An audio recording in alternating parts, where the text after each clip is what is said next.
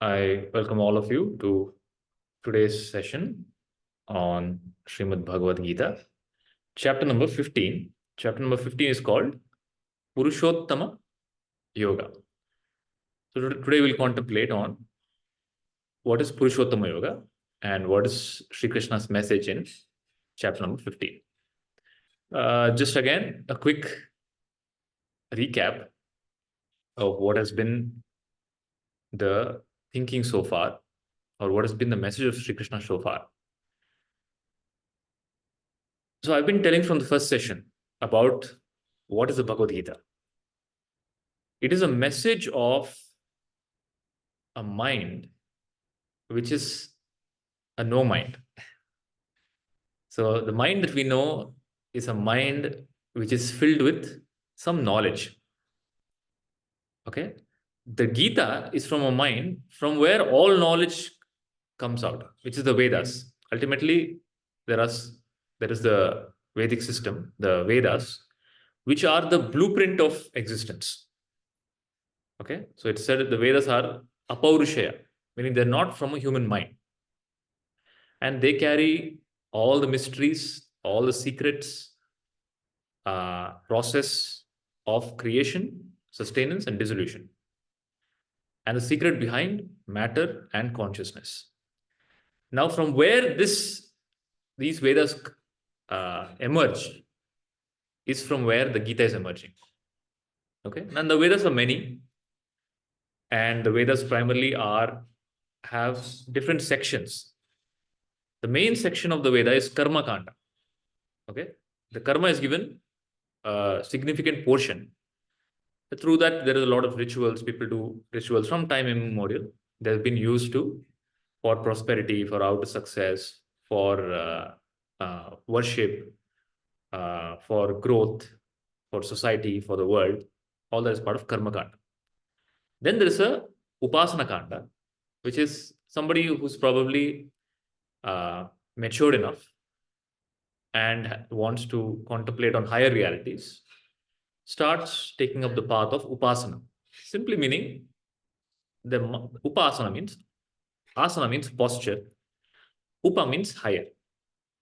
So the mind takes a higher posture. Just how the body takes posture, body can take many posture. And depending on the posture is directly related to your energy level and health of the body. Okay, you're constantly sitting like this, that affects the mind. Not only your mind, it affects the other people's mind as well. Okay, they start getting agitated. Why are you sitting like this? Sit better. So imagine you're at the workplace where everybody's moving and working for the organization, and you have a posture that is not conducive to the environment, that affects the environment. So just the way body can take a posture, and the posture can have an impact on your mind and surrounding, the same way mind can take a posture. Much more than the body. Mind is more flexible than the body. Okay, body might not be able to take certain postures because of the lack of flexibility. But the mind is very flexible. It can take any posture. Just by thought, it can take any posture. So it can take a posture. You see, the posture you see, typically it's taken based on what you see. They're called, in the front part of the brain, we have something called as mirroring neurons. Okay, what you see immediately in the mind mirrors that. So you're interacting with a person, suddenly has a rage or anger. The mirroring neurons, as a mechanism of self-defense and preservation, mirrors that. Okay, triggers that same feeling, posture in you, and your posture also becomes that. Okay, because the body has to protect itself. And what you see, you become. So people go to temple, right? And temple, what is the whole premise? You're waiting to see the idol. Okay? You stand in a long queue, many days, go very far, go to the temple, stand in the queue. Then there is a darshana, where the door is open. And for a moment, you see the face of the Lord, and immediately you feel peaceful. Okay? and immediately you feel your prayers are answered, or there's a healing, or there's a peace and silence and love. That is because there is a Shilpa Shastra, which is a science of creating an idol of a deity. It is created in such a way that the moment you see it, the posture of the deity itself changes your posture of the mind. Okay, you look at the divine form of the Lord, that moment your mind takes that form of the Lord. See, please understand, for the mind to understand anything, okay, what we call it as comprehension or cognition, the mind has to take the form of that object to understand it. So internally, whatever you're seeing, you're actually seeing a copy of that in your head. Right? What you see the world because of light, that light creates an inverted image. There is an inverted image that is getting created in the head, and that is what you're seeing. That means, how is that inverted image getting created? You see the sky. Okay, the sky is a blue, beautiful sky. You're not seeing the sky, you're seeing the inverted image of the sky. The outside there's a sky, but inside there's another sky. Now, how did the inside sky is come? The inside sky is the mind took the form of the sky, and you're seeing that. So whatever you see, your mind becomes that to understand that. So upasana is, so if there is a possibility, just by seeing and moving my mind in a particular direction, it can be a certain way. Why do I have to choose the lower? Whenever I want to create my life, I always am selective. I always bring the best food for myself, right? I don't go and pick from the dustbin. I go and pick from the fresh farmer's market. Okay. So what I want to put in my body, I want the best. What you want to put in your mind, you have no choice. Whatever is presented, you put into your mind. Okay. But there's a whole system created to present the best to you, fresh and the highest. And that is called Upasana Kanda, where there's a possibility created in the experience of the world where only you're trying to put garbage in your head. Okay. War, hate, stress, competition, disease, right? Whatever you see outside, it's triggering some impressions. Now, they've already seated inside. And that's the posture of the mind. How can I change my posture of the mind? I need a direction, and that direction is called upasana. That is by leveraging the higher posture, the higher divinity, tuning into the higher frequencies. That's upasana kanda. Then after upasana kanda, so I have done good. I have taken a higher posture. Now I want to become free. Okay, my aspiration now is I want to become free. I want absolute freedom.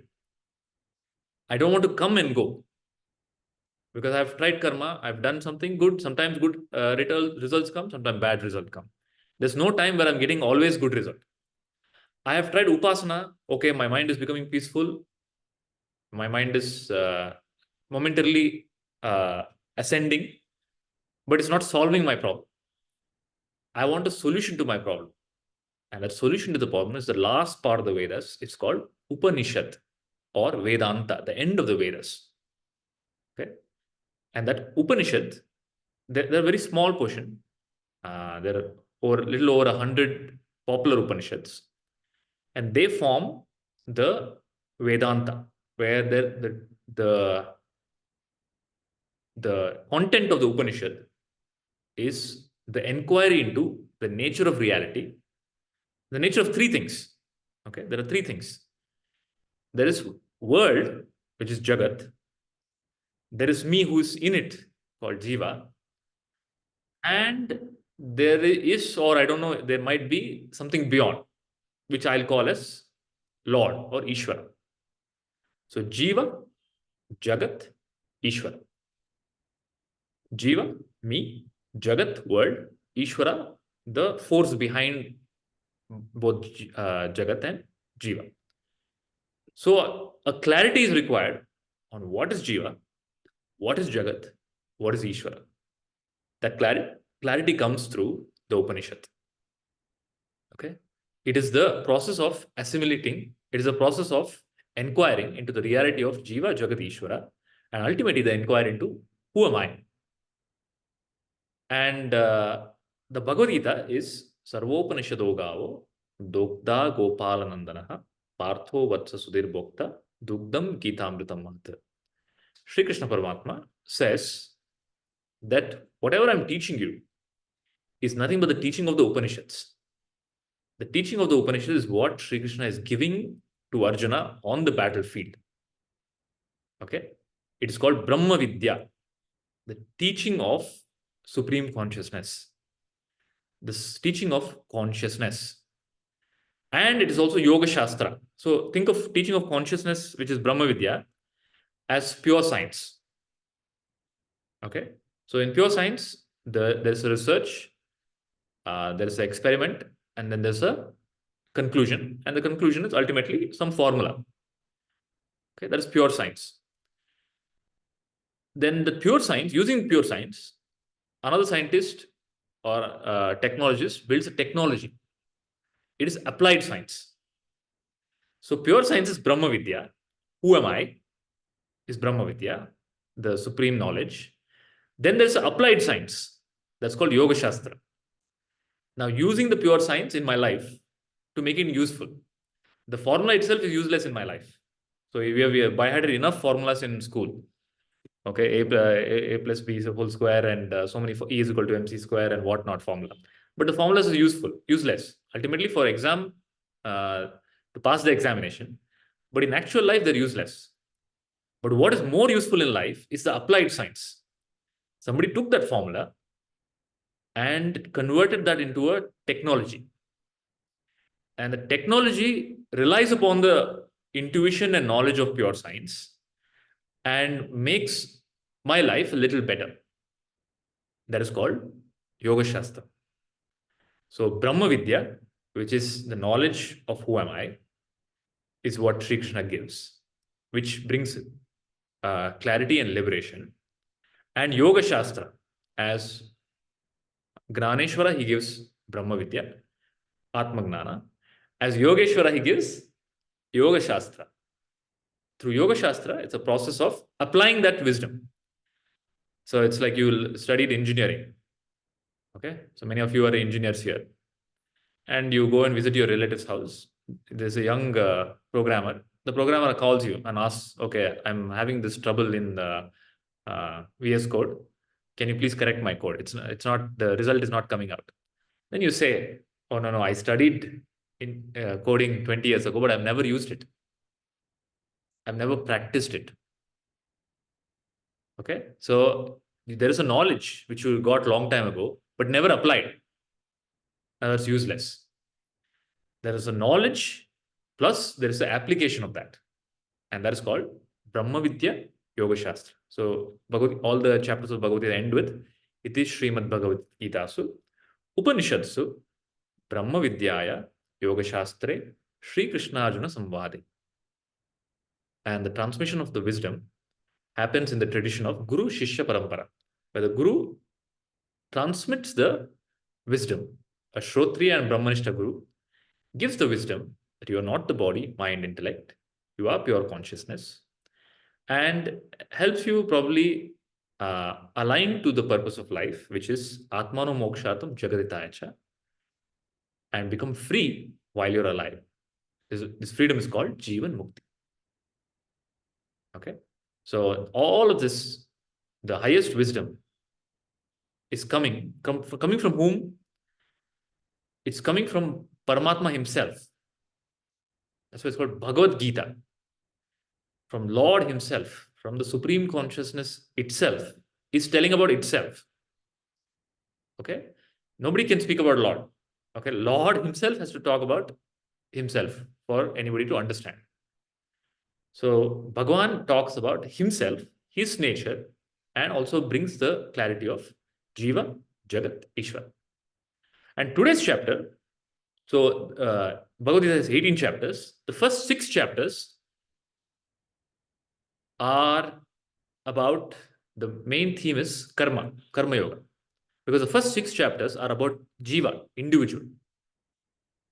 Then the second part of the 18 chapters, which is the next 6 chapters, are about upasana or Ishvara, Lord. And the last 6 chapters are about how, it's about the equation, pure science, equating jiva with Paramatma. How jiva and Paramatma are one. How individual, there's no individual, the individual is only conceptual. The reality is only supreme reality.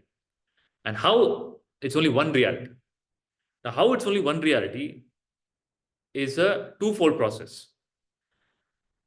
It is called Atma, Anatma Viveka and Gnana. So in the previous 2 chapters we saw a discrimination. So in the last chapter we saw Guna Traya Vibhaga Yoga. First you're telling what I'm not. You're discriminating Anatma. I'm not this, I'm not this, I'm not this. Okay, first part of it is what I'm not. To understand what I'm not. I'm not the body. And why I should understand, why I should reject, it's called a process of neti. Why I should reject, I am not the body. Without the body, there's no life. Right? But it's a process of elimination, because there is a issue with identity. Because I'm identifying with what I'm not, I'm getting into trouble. So first I am intellectually disassociating, only intellectually, what I'm not, with clarity. I'm understanding what I'm not. It's like I'm wearing glasses to see, and I forget I'm wearing a glasses. In the same way, I'm wearing a body to see the world, and I've forgotten that I'm wearing a body. I've forgotten there's a difference between the one who's wearing the body and the body. This is the way when I wear the glasses, I forget the difference between the glass and body. I think it's one reality. But it's not one reality. It's 2 elements of an equation which enables perception. In the same way, there are 2 elements coming together, body and consciousness. Okay, the body wears the consciousness like how you wear glasses to see the world. But in the process of wearing the body, you forget your consciousness and you start identifying with the body. For that reason alone, you have to discriminate. I'm not the body, I'm not the mind, I'm not the intellect. First part, what I'm not. And then the guru gives the teaching, what you are. Now, what you are is a very, very different teaching when the guru gives it. Your whole life, people have been telling you what you are. Please understand, your whole life, you have been given the information of what you are or who you are. Somebody has told you you're a name. Somebody has told you you're a body. Somebody has told you you're my son, my daughter. Somebody has told you you are part of this society. Okay. Somebody has told you you are ugly, you are beautiful, you're this, you're that, based on some variables. So you understand the concept of variable and constant? So there's a constant and there's a variable. What is the difference? What is a variable? Praveen? One which keeps changing. You can. What is the constant? It's It's a constant. change. It's unchanging. So there's an unchanging part to me. There's a changing part to me. Whatever has been told about me by the world, by society, by my family, or in my life, has it been told about the variable or the constant?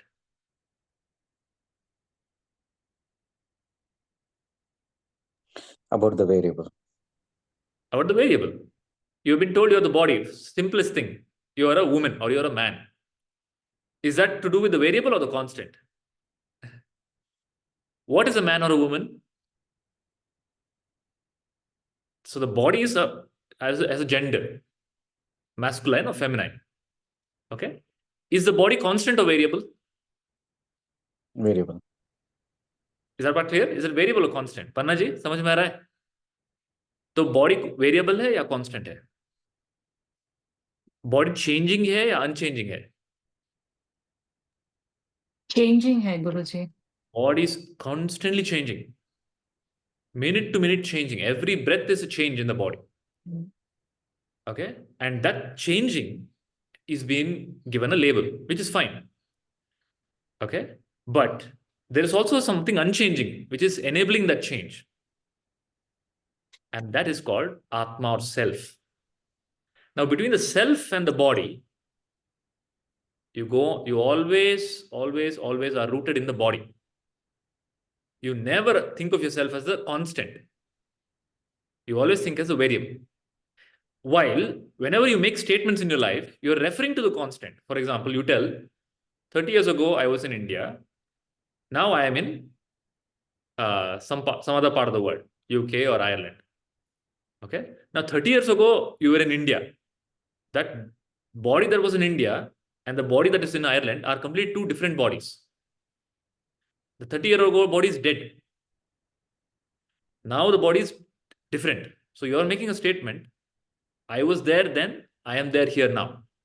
You're referring to the body, but what you're actually referring to the unchanging I. The I hasn't changed. That's why you're making the statement. I am here now, I was there now. I will be there tomorrow.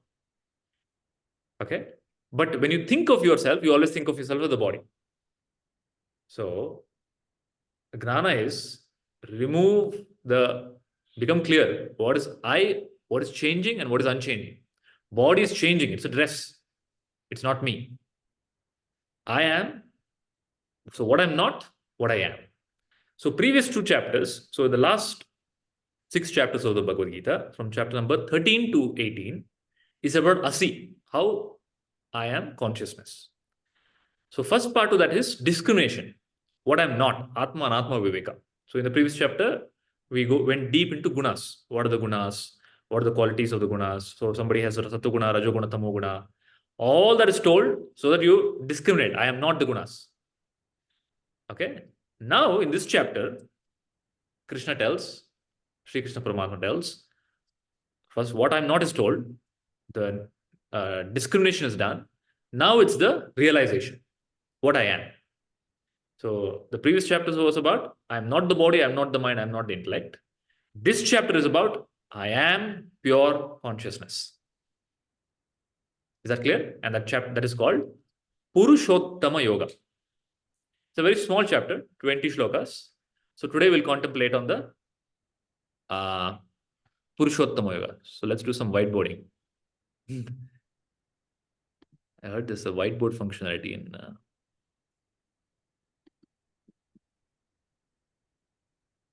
Are you all able to see this?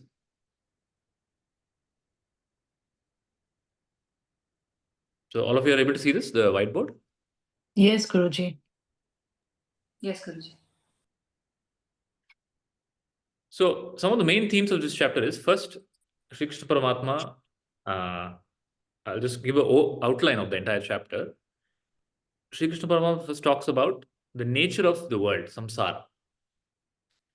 Then there is a teaching given of what is the reality behind the world. Then Sri Krishna talks about how the supreme reality is Jiva, how the supreme reality is Jagat, the world, and what is the nature of the supreme reality as Brahman.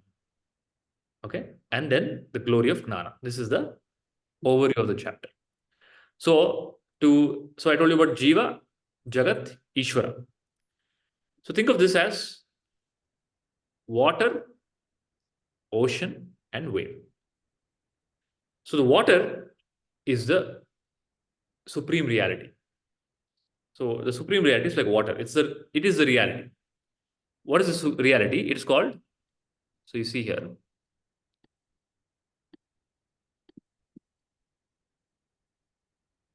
Are all of you able to see?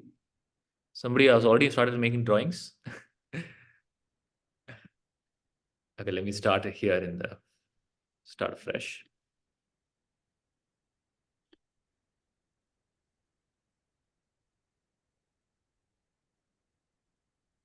So there is a supreme reality called Parabrahma or pure consciousness.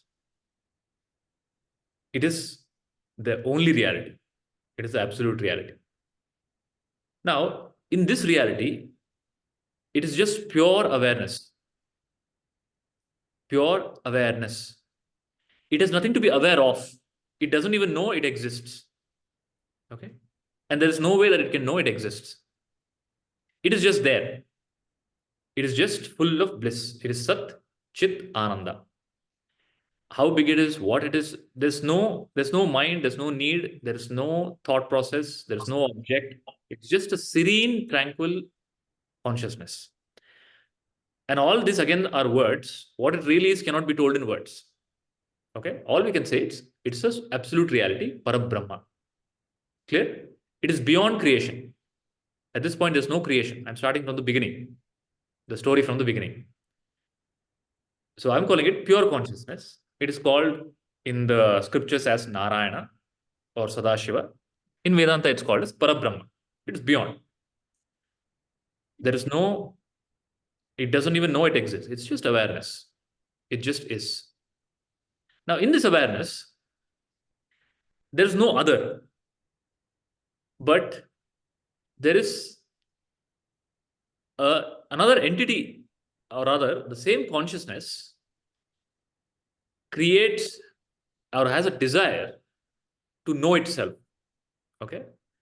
Now, for that feeling to come, something other should be there. So, for example, when somebody's in space and they're in space, they're in a they're in floating in space, and behind them there is a sun. Okay, in front of them, what do they see?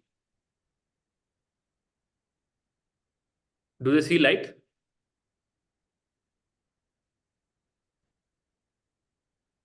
Anybody? So is everybody following so far?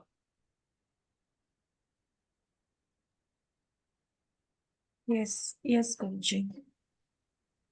So in the pure conscious, when you're in space, the sun is behind you. Do you see light in front of you? Yes. No. So to see light in front of you, there should be a reflecting surface. Okay, there's some surface should be there that will reflect light so that you can see light. If there's no reflecting surface, it's just darkness, even though the sun is behind you. Okay, in the same way, in pure consciousness, there is no way to know itself because there is no reflecting surface. Think of the pure consciousness as light. Now, for the consciousness to know itself, there should be something other. Only then there's knowledge possible. Otherwise, there's no knowledge possible. So in the consciousness, there can never be an other. So there's a conceptual other created. And this other is called, it's like a layer. And that layer is called a mind. And this mind is a pure mind. So it's a sattva. There's a sattva guna. The sattva guna becomes the first layer for the consciousness to reflect. Okay. And where is the sattva guna happening? It is an appearance in the same consciousness. And it is, so you see this? I'm creating a layer, like a mirror. Okay? There's a mirror in front of you, and you see your face. To see your face, you need a reflecting surface. Now, consciousness to know itself, it needs a reflecting surface. But in consciousness, there cannot be a reflecting surface because there's nothing else. So what happens? A conceptual reflecting surface arises in consciousness. It is called pure mind. Okay? Following so far? Now, in the pure mind, there is a reflection of this supreme consciousness. And this reflection, in the case of consciousness, see, in the case of you, when there's a reflection in the mirror, you are the real, the reflection in the mirror is unreal. It's a reflection. But in the case of consciousness, the reflection is also the real because there's nothing else. So here, there's a reflection of the supreme consciousness, but this reflection now has a feeling, I am. In the pure consciousness, it's just pure I. Okay, it's just pure I. There's no saying of I also. It's just pure I. Then there's a layer created, and this is called pure mind because of sattva guna. Now I'll give an example too with your life. So when we go to think of this, we're sleeping in bed. there's a reality which is sleeping on the bed. That is you who's sleeping on the bed. Then, before the dream is created, before you start experiencing the dream can only happen with the mind. There should be a mind. Okay? In the mind, there's a feeling of I am, I exist. First, feeling of I exist comes. Then a projection comes. Right? In the same way, in consciousness, this pure I reflects on a pure mind. And this is universal mind. It's called universal mind, Sattva-guna. Okay? And there's a reflection, and this reflection is called, and somebody identify with the reflection. This reflection is the face of Bhagwan himself. And Bhagwan says, I am. Okay? So this is like water, absolute reality. This is the ocean. You understand? Everybody following so far? Yes, This Guruji. is the first level of reflection. So from the pure I came the feeling of I am. And this I am takes in charge. Oh, I am there. Pure I doesn't say I am there, I am not there. It is just there. But this I am says I am there and I am only there. Now this is like the ocean. Ocean says I am there. Water doesn't say anything. Ocean says I am there. I am this big and everything is inside me. In the same way, this consciousness, and this consciousness is at rest, pure. It's just pure. Pure consciousness at rest. Forgive my, it's very hard to write with the mouse here. And this consciousness is in motion. There's a consciousness at rest, and the same consciousness appears to be a consciousness in motion. Is it clear? So two different realities parallelly exist. Like you're sleeping on the bed, absolute reality, and this absolute reality has no idea of the dream. Please understand. Like when you're sleeping on the bed, you have no idea of the dream. You're in Paris. Okay? So there's a feeling of the I am that is created. And now then there's a secondary reflection. The secondary reflection is Rajoguna and Tamoguna. And this is the world. Rajoguna and Tamoguna.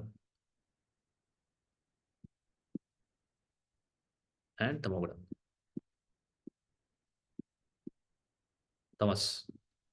Everybody following? There's again reflection here. But this reflection now has too many thoughts. Thought patterns are there because of Rajoguna and Tamoguna. It's not that pure reflection. And in between, now to experience, now the world thoughts have started coming in. Okay? And because of thoughts, there are objects, there's world. World is nothing but thought. There's a world. Now to experience the world, there is a body created. Okay? Now the body has something called as intellect. Buddhi. Now this intellect has a reflection. The pure consciousness now starts reflecting the intellect. And because of that, the body starts getting animated. You understand the process of creation? So pure consciousness. Then in the Sattva Guna, which is pure mind, there's a reflection. And when I say reflection, don't think reflection in terms of mirror. That was an example. Think reflection in terms of dream. So you're sleeping on the bed, you're dreaming, and the dream character is also you. It is reflected you, reflected consciousness. So this is called reflected consciousness, or in the language of Vedanta, it's called Chidabasa.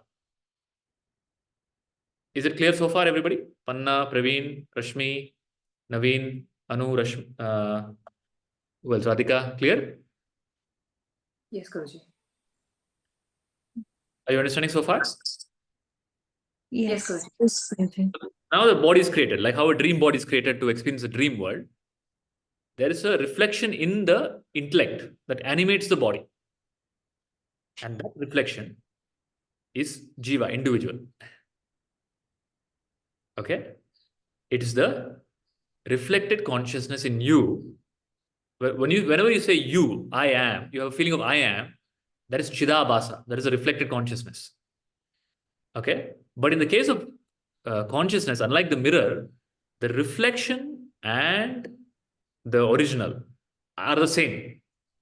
So the example given is, there is fire. Okay, think of this fire. In the fire, you put an iron ball. Okay, and you take out the iron ball. The iron ball also has become fire momentarily. For some time, the ball has taken the quality of the fire momentarily. Similarly, the reflected consciousness takes on all the qualities of real consciousness, because then the inert body, which is dead, becomes alive because of this reflected consciousness. Now you're in the dream. Now the projection started. You're in Rajas and Tamas. There's thought patterns happening, and you're experiencing the world. Okay. Now in this process, every time you experience the world, see the world, for example, you see the object, the intellect sees the object. There are two thoughts that come in the intellect in any perception. Okay, two vrittis, two thought patterns. The first thought pattern is object thought, which is, oh, this is phone, object thought. Then I am seeing a phone, subject thought. Okay, object thought, subject thought. Is it clear so far? So the object thought is called idam vritti, and the subject thought is called aham vritti.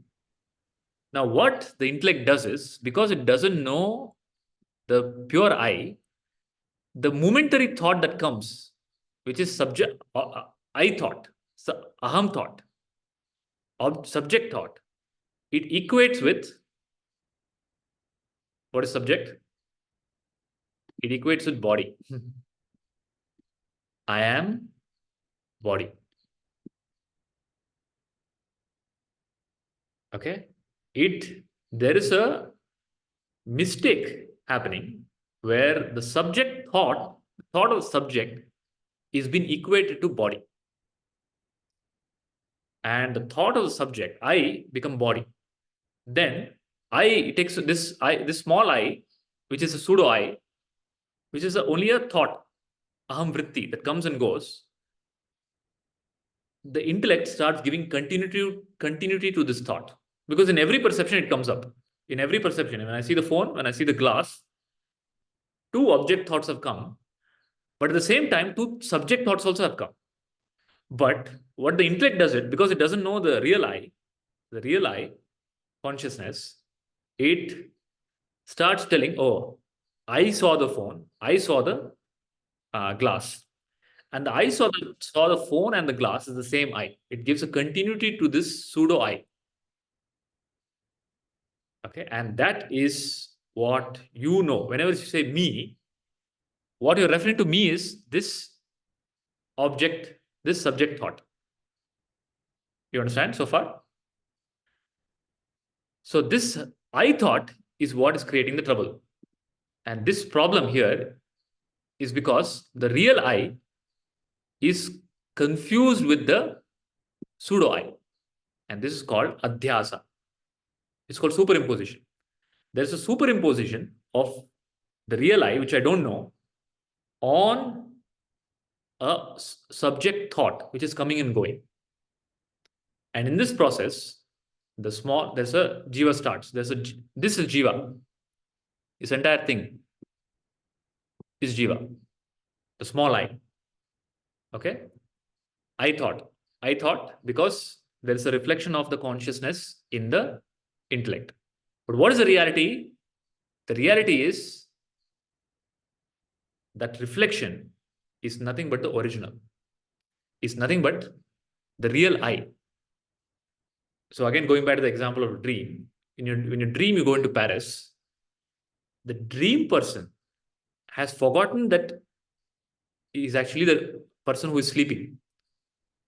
Okay, and has now started identifying with the dream character and the dream projection, forgetting that no, this is just a experience, but the real me is one who is beyond the dream, and start experiencing the dream.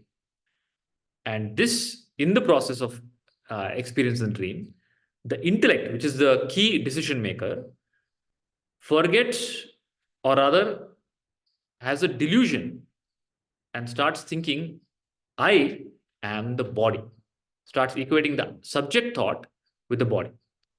The body is an object, but starts to be taken as a subject, I. And there begins the suffering. And this suffering is called samsara. Is it clear so far? So is the illustration clear? Everybody?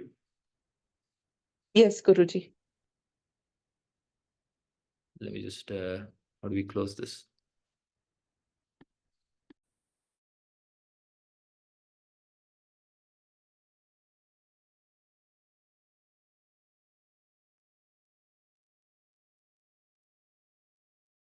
Okay, is it clear?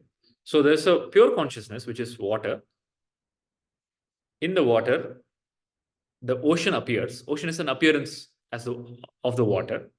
But the ocean is the master of the wave. So it has I am consciousness.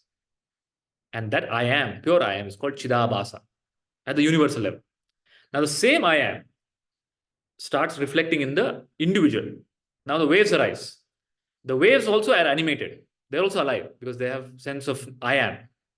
That I am is the reflection of the pure I in the intellect, in the instrument called intellect. Now, in any reflection, the reflecting surface and the reflection cannot be separated.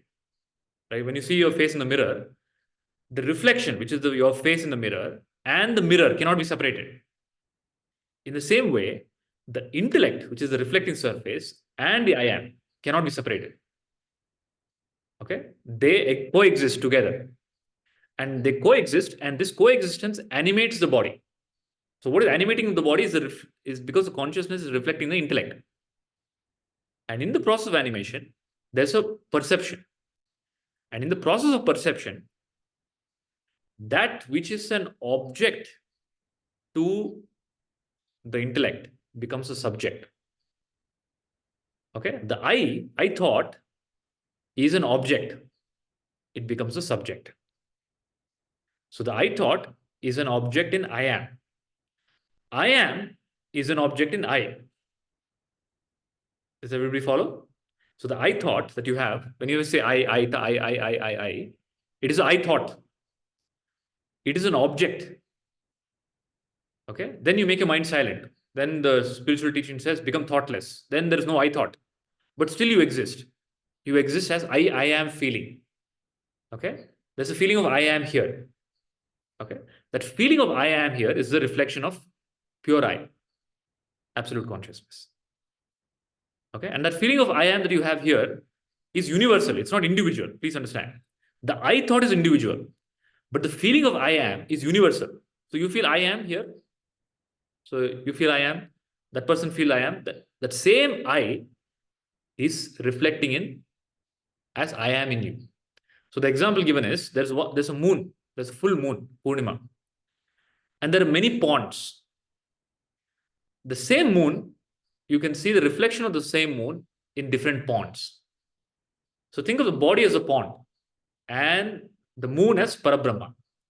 And the reflection of the moon in the pond is Jiva. You understand? Now is the reflection and the original, in the case of the example, is different. But in the case of reality, in the case of creation, the reflection is consciousness and the original is also consciousness. Because in consciousness, there can't be something else. You understand? So the wave, the example is the wave is nothing but water. Okay? The wave is nothing but water. The ocean is nothing but water. But the wave has a thought, I thought. And the wave starts identifying with its form. Okay? That is called object consciousness.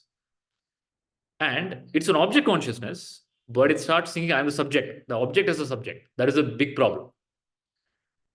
So the problem in human life is that which is a subject, that which is an object, I've taken it to be a subject.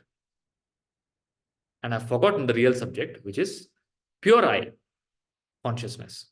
So this teaching is, first negate what I am not. I am not the body, because body is an object. I am not the I thought, because I thought is an object. I am not the intellect, because intellect is reflecting surface. Okay. Then what am I? I am, then I can go to, okay, I am the reflection in the intellect, because I am the I am feeling. Then when you hold I am feeling, you will go back to the real I. So the spiritual journey is from dissociation with what you're not, then go to I am. I am is Chidabasa. I am feeling. Okay? Because that's not a thought, it's a feeling in you. I am feeling. Then you'll realize, then when you hold I am feeling, you will realize that I am feeling is also comes and goes. Okay? Then that I am feeling leads you to pure I, which is Purushottama, supreme consciousness. And I am that supreme consciousness. And that supreme consciousness doesn't tell I am. It is just there. It is just a pure awareness.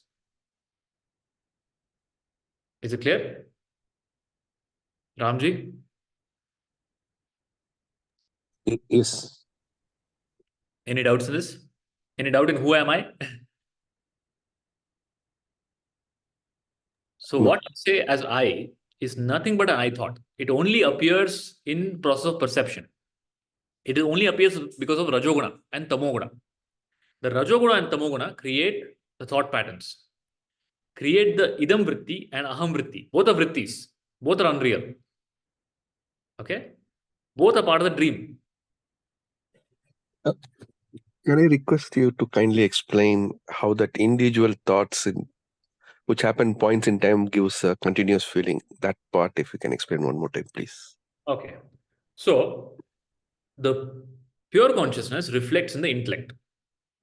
Okay. Now the intellect gets animated. So there's a body, mind, intellect. Intellect is the instrument in which the consciousness reflects. And intellect is a decision-making instrument. It's an instrument. It's an object. Now, because of the combination of I am, Chidabasa, and intellect, forms Jivatma. Okay? So Jivatma is combination of Chidabasa and intellect. Is that part clear so far? What is Jivatma is clear? Jivatma is Atma plus Jiva. Jiva is intellect, object, instrument, plus Atma, which is reflected consciousness. Together becomes Jivatma, which is me. Now the Jivatma, which is which animates the body, starts seeing the world. Every time I see the world, first time I see the world because of Rajoguna, thoughts come. And the world is nothing but thought. No thought, no world. So what I see is thought. The thought of the other is aham idam vritti, other. Then immediately a thought comes. I saw. Okay, you see the sky. You didn't see the sky. You saw the thought of the sky. Okay, the sky you saw as thought. Because no thought, there's no sky. So there's a idam vritti, other thought. Immediately there's a subject created that tells who saw the sky? Who saw the sky? Pannaji, who saw the sky? I saw the sky. You say, I saw the sky. Okay, let us see who is the seer. Can you see the sky without the eyes? Can you see the sky without the eyes? No. Okay, forget the eyes first. Can you see the sky without the light? No. No. Right? So first element required is light. So no light, no seeing. Now, greater than the physical light is the eye. The light is there, but you're blind. Can you see the sky? No. So what is greater than the physical light? The light of my eye. My Chakshudipa. Okay? Yes. So now you see number one is eye. Now eye is seeing, but the mind is somewhere. Mind is thoughtless. Do you see the sky? No. We don't see the sky. No. You don't see the sky. So who is seer number two? Mind. Mind. Mind is there, but intellect is absent. Is the seeing happening? No, it's not happening. No. So who is seer number three? Intellect. Intellect. The intellect is only instrument. The real seer is consciousness, Atma, which is the light, inner light self, is seer number 4. So who saw the sky?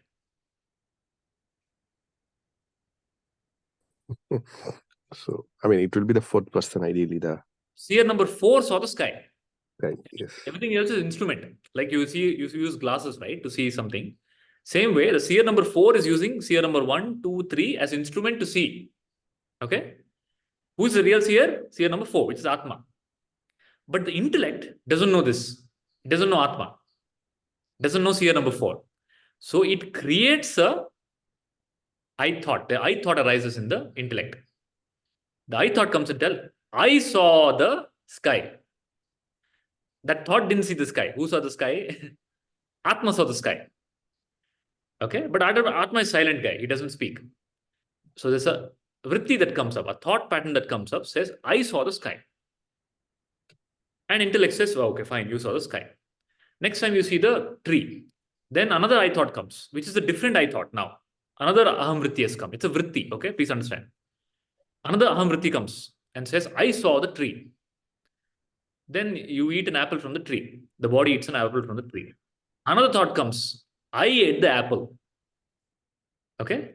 Then the intellect, because it doesn't know seer number 4, it tells, it equates, it makes an equation.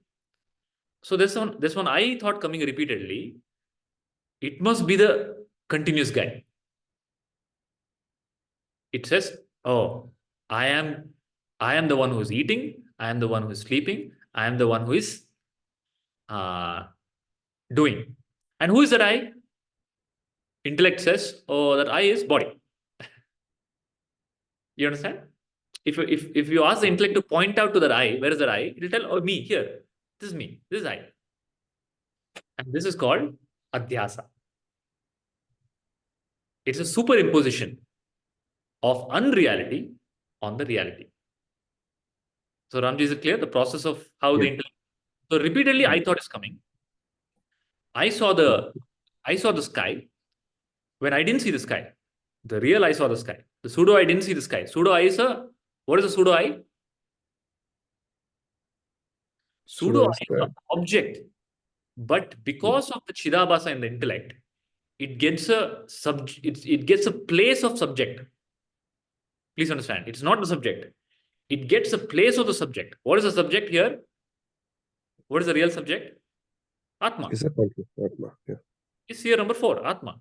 Who is doing the real seeing? Who is doing the real? Who is only the real? Everything else is an instrument. Okay? So and when the intellect starts creating the story, it gives a continuity to this I. And all your memories that you have, no? I was there, I fell down, I was born here, all the memories is for whom?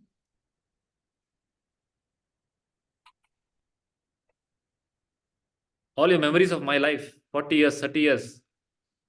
Oh, my childhood birthplace, my parents, my school, all the memories. For whom? Whose memory is that? Is of the So, okay, tell me some memory. Tell me some memory that you had. let's say I went to school. I went to school. Okay, so I went to school, there are 2 parts. There is a subject and there is an object. School is the object. Okay, I who is going to school is the subject. Correct? Yes. Now let's look at the subject. In your memory, what is that I? When you say I went to school, who is that who went to school? Body. Is body subject? No, it's object. Where is that object now? That's changed. Not there only. Yeah. It doesn't exist. So your memory is false. You never went to school. Because the one who went to school is not there now. Correct. You understand? So the memory, but you say I went to school. That I went to school is because there was a I thought at that time. Every memory has 2 parts to it. There's a object part and a subject part. Okay? Yeah. There is a object part, which is school memory. You have a memory of entering the school gate. Okay? Then Understood. you also have a memory of you as a body, the character. Understood. But the mistake that you make is that character which is an object in that memory, you convert as a subject. Understood. Where is the subject in memory? Subject is never in memory. Subject is now. Right now, you're a subject. You're only recalling two objects. You're recalling two objects. Please understand. Please, I'm just going once again. In this moment, you are recollecting two objects. Object of school and object of the character who went to the school.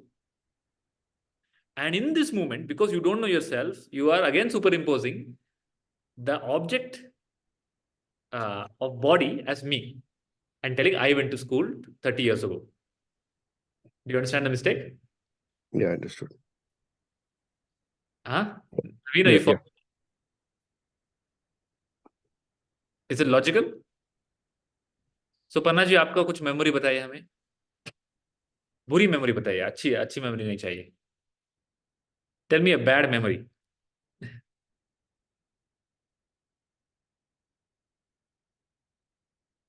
सुनाई नहीं दे रहा.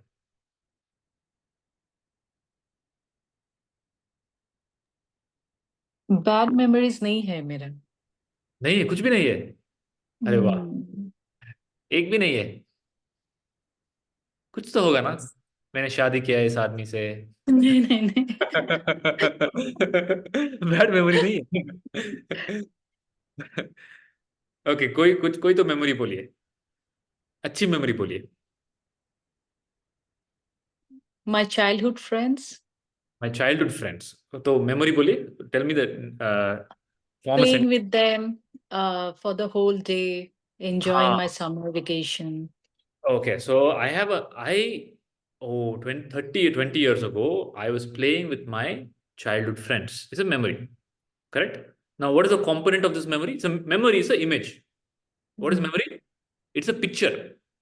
It's a snapshot of a space, time, object. Is that part clear? What is memory? It's a picture. The only difference is it's an animated picture. It's not a photograph like your photograph on this thing. It's an animated picture. Clear? Now that picture is always blurry. It's not very clear picture. Any doubt? Any argument in that? Is it a clear picture? No. It's a fragmented picture. Correct? Now what is the component of the picture? Picture is made up of two things. Subject and object. What is the object in your picture right now? Of your memory of childhood friend? Is the friend subject or object? Object. Object. Okay. That village or town or wherever you are, is that object or subject? Object. The time. There was a time, right? Which is 20 years ago, 19 something or 2000 something. There's a time. Is the time that time? Is it an object or subject? It's an object. Right? Now, you are there in that memory. Now, let's see. Can you describe you in that memory? When you said I was playing, who was playing? How old were you when you were playing with your childhood friends? 10 years, 11 years, like. So there's a 10-year-old Panna body. Is it an object or subject?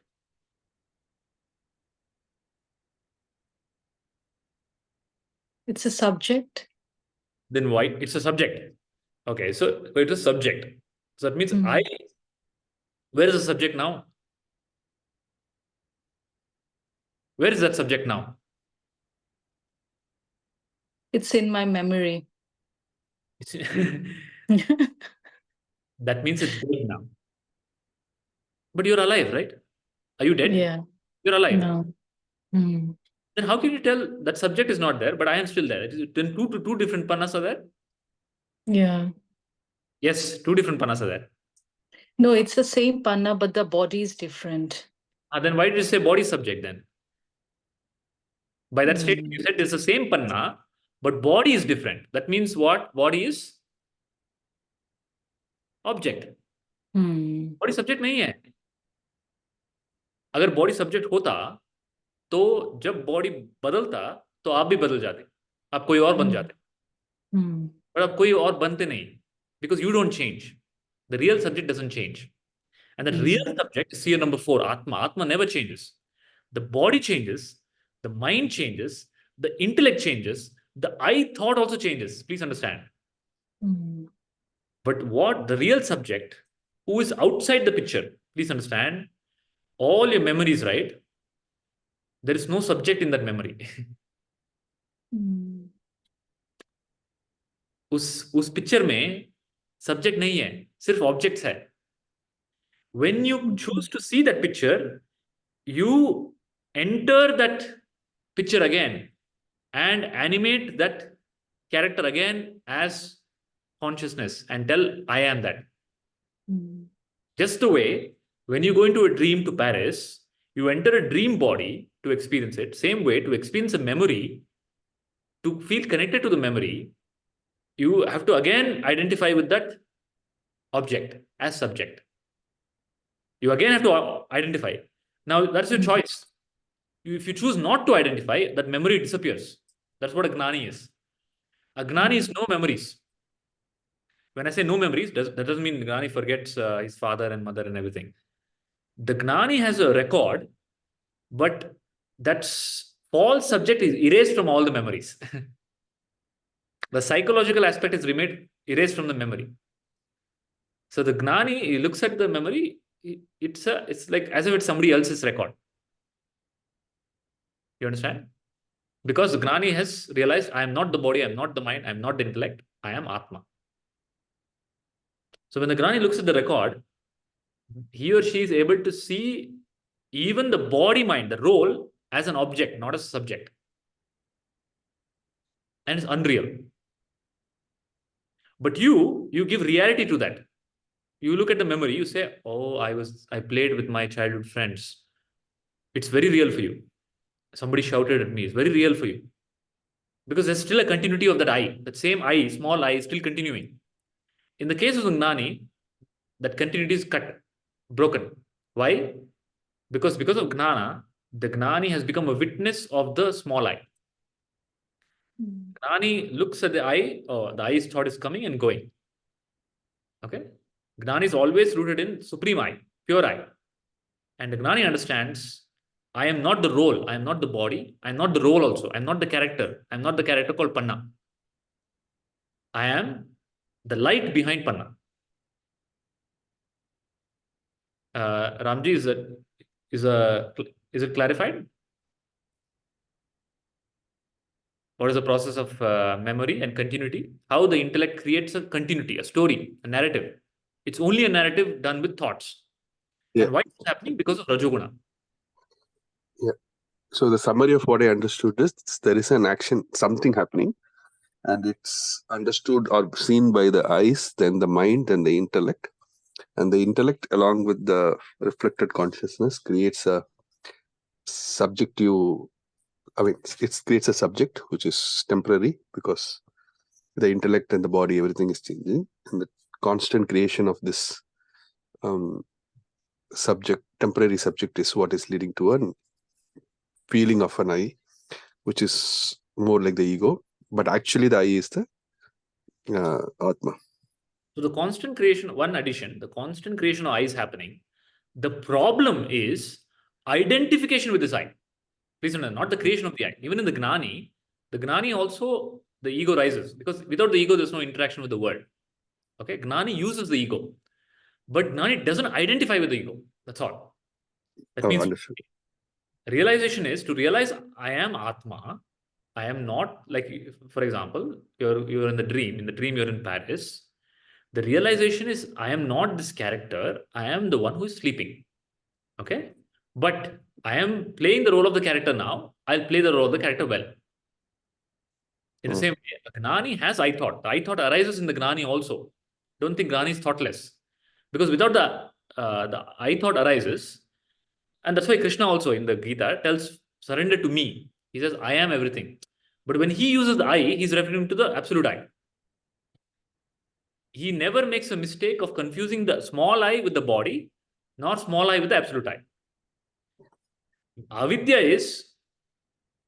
it's an error in understanding of the I. It's an error in self-recognition. That's all. Just recognize yourself. I am pure I, over. That's all is Jnana. That's why Jnana is so simple. The error is in I am identifying with what I am not. Stop doing that and identify with what you really are, consciousness. And to do that, you need a help. That help is this Vedanta clarity. You need to clear because the problem is in the intellect. The intellect needs Jnana. The Jnana is not for the Atma, please understand. Atma is already Atma. Atma is ever free. And while all of this game is happening, no projections, Sattva-guna, Rajoguna, Tamoguna, nothing is happening to consciousness. Like water, there is an ocean, there's a wave rising, falling, whirlpool, foam, ice, iceberg, whatever. Nothing happens to water. In the same way, nothing happens to Atma. Nothing is happening to you. But the intellect has a avidya. The issue is in the intellect. That's why the correction is also happening in the intellect.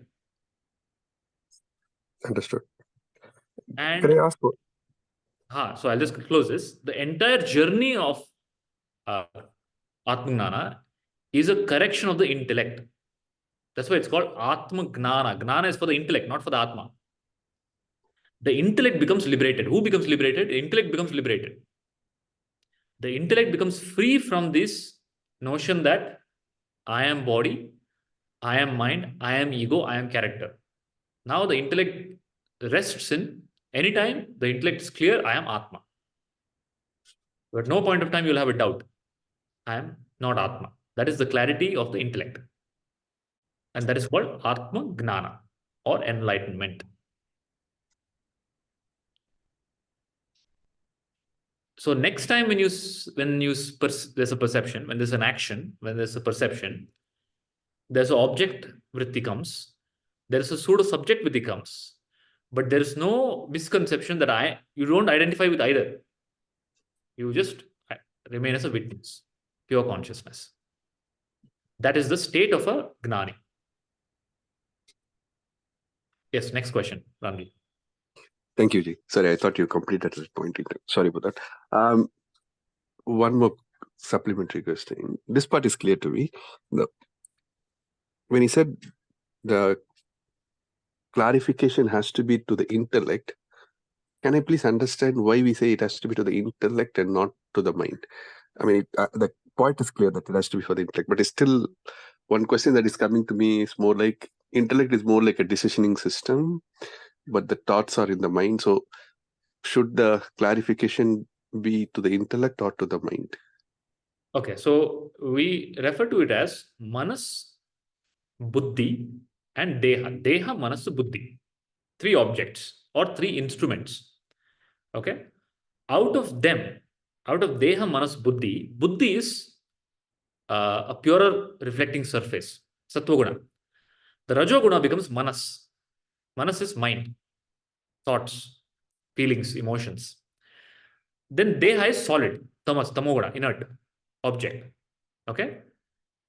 Now, of these 3 instruments, what is closest to consciousness?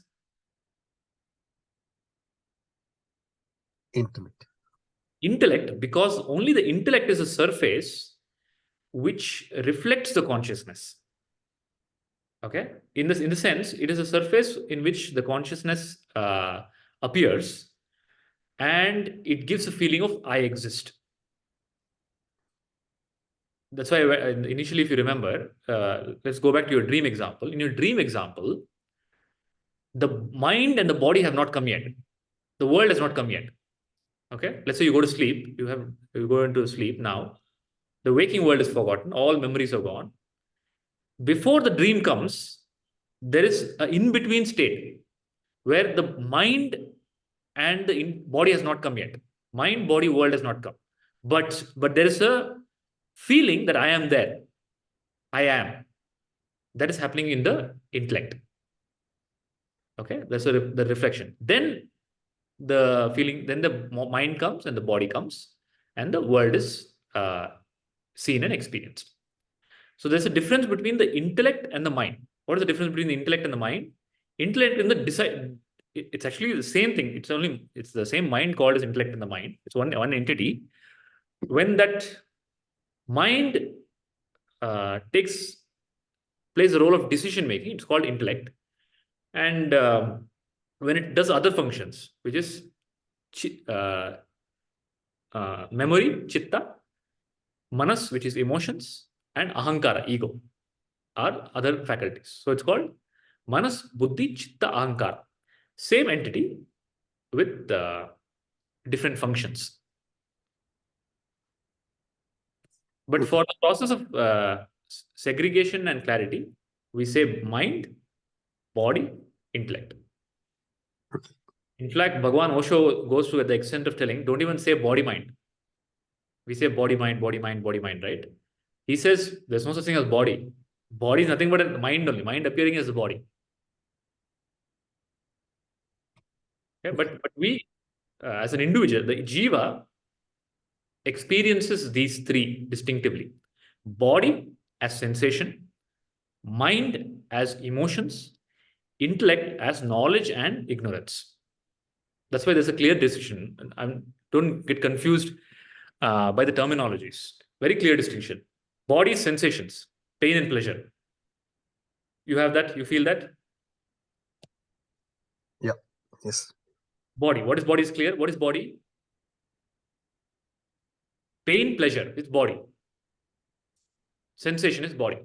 Any doubts in that? Anything else more than that is body? No sensation, no body. Please understand. Body is nothing but sensation, pain and pleasure. No sensation, no body. Okay? Then, and what is sensation? Subject or object? Object.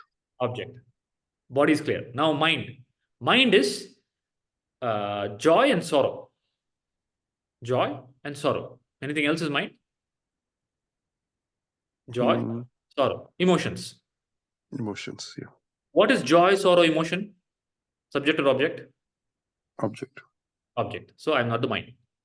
Now intellect. Intellect is knowledge and ignorance. I know, I don't know. Now both I know and I don't know is subject or object? Object. Object. Now in the intellect, a thought comes called I, aham vritti. That I now becomes the body. It takes ownership of the body, mind, and says I. Because the intellect doesn't know the light that is illumining the intellect, which is Atma. Now, what is intellect? Subject or object? It's an object. It's an object. So in the dream, when you're in Paris looking at the Eiffel Tower, there's a body, there's a mind, there's an intellect, a different body, mind, intellect. But all of them disappear. But you don't disappear. That's how you know you're not the body, mind, nor intellect. The reflecting surface also disappears. Please understand. But you don't disappear. But this recognition can only happen in the waking state. Only happen in the state where there's a problem. In the dream also you might suffer. But the real problem is in the waking state. That's why Jnana can only happen in the waking state. In deep sleep, Jnana is not required because there's no ignorance also. There's no I in deep sleep. In dream, there's no strong sense of individuality. Very floating sense. It's there, but it's very floating. The waking is where your main problem is. Okay? And that main problem is because of the intellect. Is it clear? So, in all of this, who is Purushottama? Purushottama is supreme I. That same Purushottama becomes Ishvara,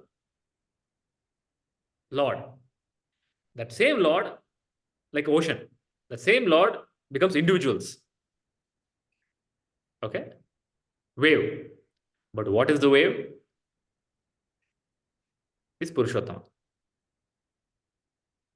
When the wave realizes, conditions apply. Conditions apply. You are God, no doubt. condition apply. When you realize you are not the body, mind, intellect. That is the only condition. Without that, don't tell I am God. You are Paramatma, no doubt about it.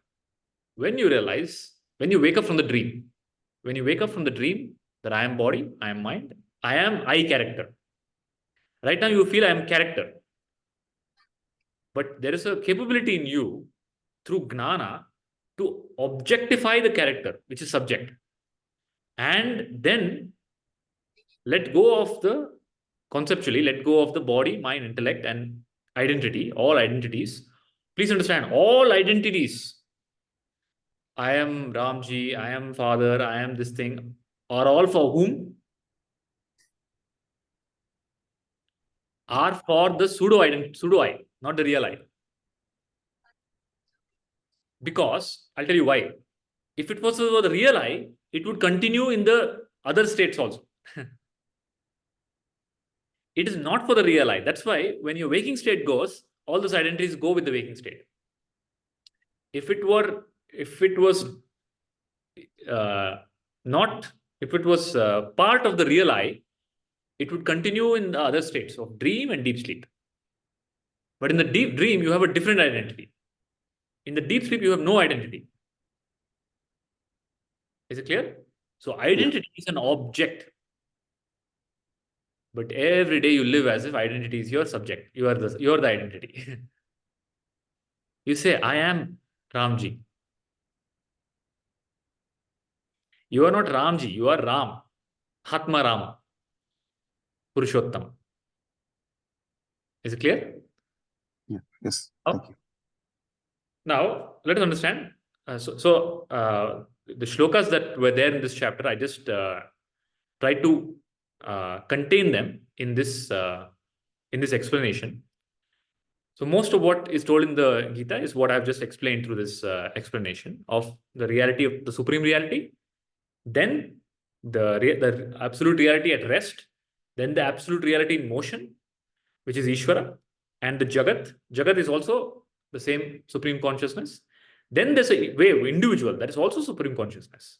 And how is happening is in this chapter, there's the Sri Krishna brings the clarity of Chidabasa. What I just told you, I am. So what is Chidabasa? Everybody understands? What is Chidabasa? Test. Praveen, what is Chidabasa?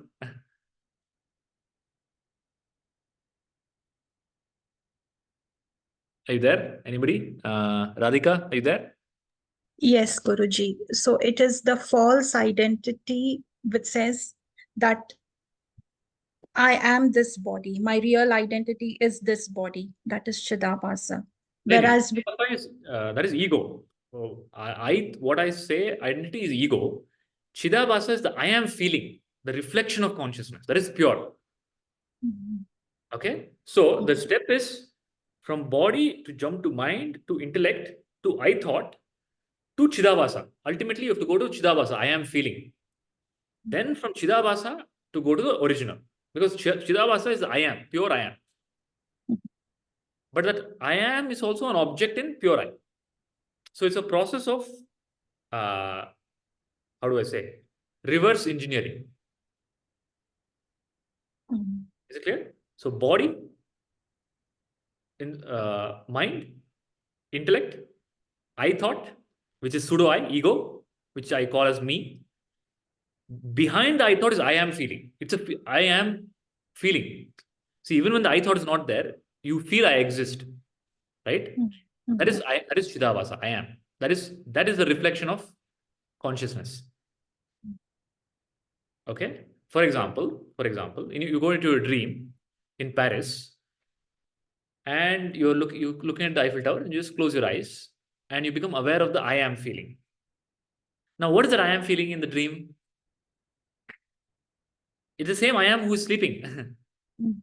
So, in that sense, it is a reflection of that I am who is sleeping. In the same way, that I am feeling is the reflection of pure I.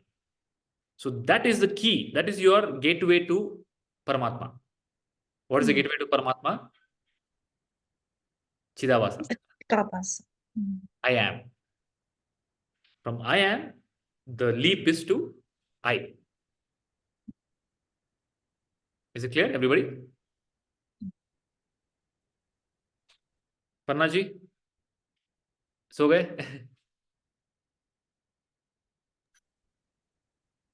समझ में आया? So in simple words, what I'm telling is, you are not what you think you are. What you think you are is a thought. That's why you think it. You are when you don't think also. Are you there when you don't think also? Yeah. Then why do you think you are what you think? If I exist when I don't think, then I should be more than my thought. Then when some thought comes, oh, मेरे साथ ऐसा हुआ, then you start giving reality to that. Please understand, nothing is happening to you. You have not done anything. You are not the doer. The karta, the bhokta, the gnata is who? Is I thought. Okay? That I thought is taking the role of karta, bhokta, gnata, and you because you don't know, because of the intellect, the misunderstanding in the intellect, whatever the I thought tells, you are believing that.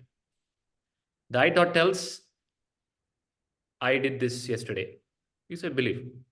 You believe that. And then there's karma. Because you believe what you're saying. Whatever you say, you will start believing it. So never ever utter anything negative. The most negative, sinful thing that you can do in world, in life, is to tell I am body, mind, intellect. That's called papa. That's called original sin. Okay, you've heard this word called sin? Sin, you've heard? You know what is sin? Sin is to do something wrong. The worst sin is to tell I am body, I am mind, I am this. Okay. So stop doing that. Say, I am not the body, I am not the mind, I am not the intellect. I am pure consciousness. I am divine. Can you say that? Say it, let me see, let me hear. I'm not the body. I'm not the mind. I'm not the intellect. I am a pure consciousness. Is that clear now to you? How you are pure consciousness? But when you interact with the world, you forget that again. Again, the old pattern will come up. Yeah. So the gnana is when that old pattern doesn't come up. It becomes so clear to you that even in dream, you don't forget I am Atma. That's called enlightenment, mukti. That itself is mukti, nothing else. Please don't think people leaving the family, becoming sannyasi, going to a mountain, doing some miracle, that is mukti. No, none of that is mukti. Mukti is simply to be established in my true self awareness. Is it clear? Anu, is it clear? Yes, Guruji. What is Chidabasa is clear? Yes. Process of creation is clear? Okay, now we'll take up Purushottama Yoga. Have you heard this word called Purusha? So this chapter's name is Purushottama Yoga. Purusha Uttama. Okay. What is Purusha? Ramji. Have you heard Purusha? Word called Purusha?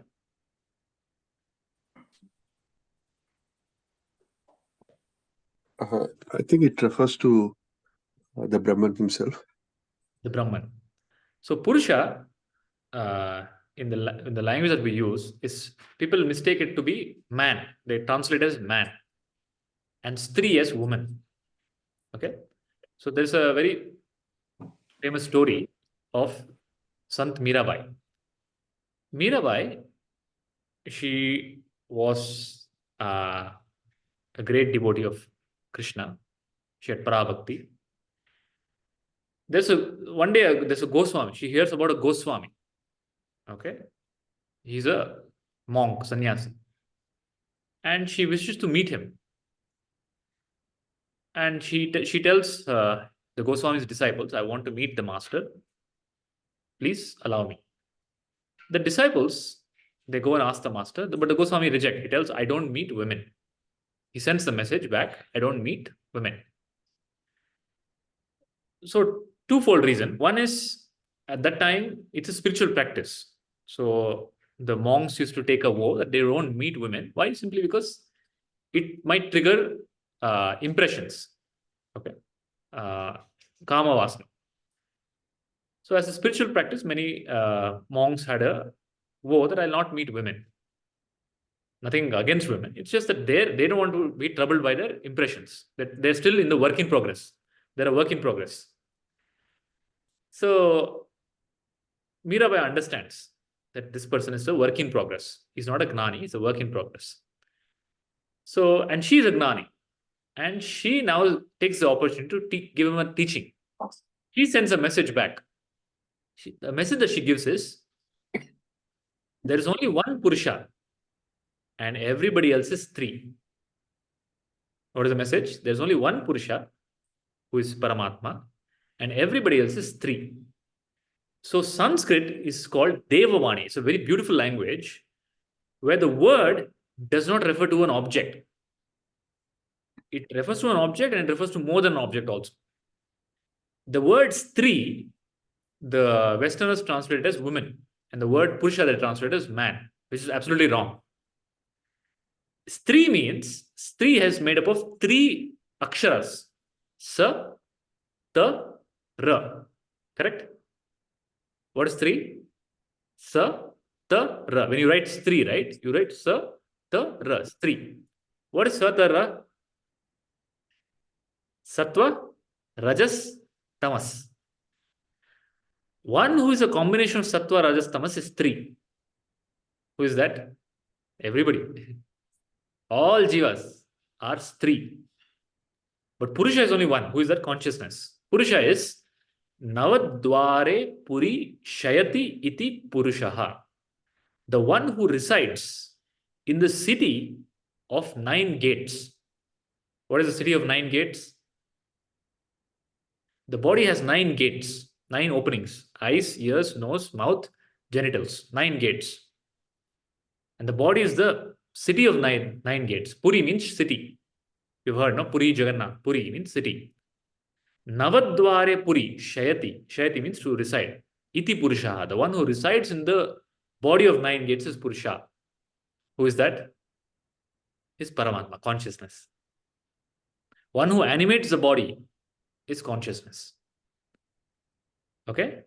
So that, and who is that consciousness? Is nothing but the pure I, supreme consciousness. Any doubt? So Purushottama Yoga, Purusha means consciousness.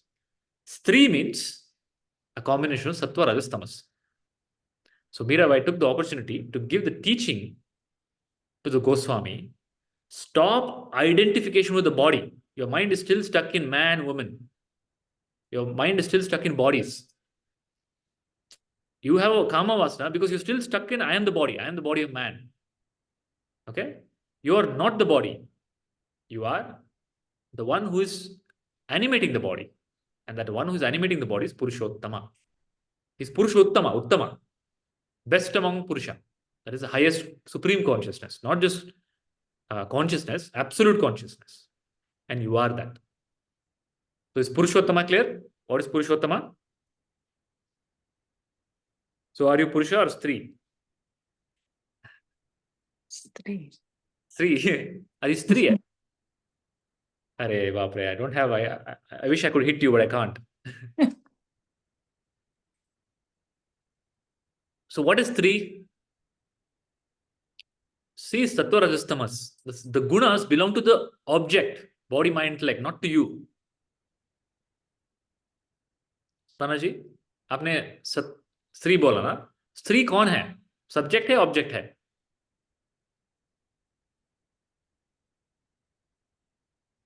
You said I am Stri, right? When you say I am Stri, what are you referring to? Object. You're referring to object. But are you object? No. Object is changing, constantly changing. Mhm. Are you object or subject? Are you object or subject? You are subject. Why did you say you're object? Again, you're telling lies. You understand the mistake that you're making? Mhm. You're constantly telling lies. Jhoot bole kawa kate. That's why you keep getting hurt. Because you're constantly telling lies. You're constantly telling that which is an object, you're making into a subject. Stop doing that. So Naveen, you came back. Did you follow the thread? Did you miss all the threads? Oh, no, I was here. I was just in the background listening. So, So Chidabasa you got? What is Chidabasa? yeah. What is Purushottama you got? Yep. Okay. Process of creation, how creation happens. Yep. Yeah. So you understood how the reflection in the intellect causes the problem? Yeah. Sorry, the identification with the wrong I thought causes the problem? Yeah. Okay. So who are you? I am Atma. I am I Atma. am. Yeah. That's all. Now this whole process needs to be logical, not mystical. There is no room for mysticism in Vedanta. If you see Krishna is not doing any mysticism, he can do mysticism. He can just stop the war. He can do like this and kill all the enemies. No mysticism. It's just a clear Jnana that that clarifies the intellect of Arjuna. So I am Atma is clear. That's why the Upanishad Mahavakya is I am Atma Brahma. Aham Brahmasmi. The meaning of Aham Brahmasmi is Aham Brahmasmi. Aham Brahmasmi is when the Aham, I, individual I goes, what remains is Brahma. There's only one seat inside you. I told you, Navadware Puri Shayati Ishti Purusha. But that one who is inside the 9 gates, there's only one seat. Either ego or Brahma, Paramatma can sit. Okay? For millions and millions of years, ego will be sitting in that seat. Then, when Gnana happens, Paramatma takes over that seat. That's called Mukti. Panaji, who are you?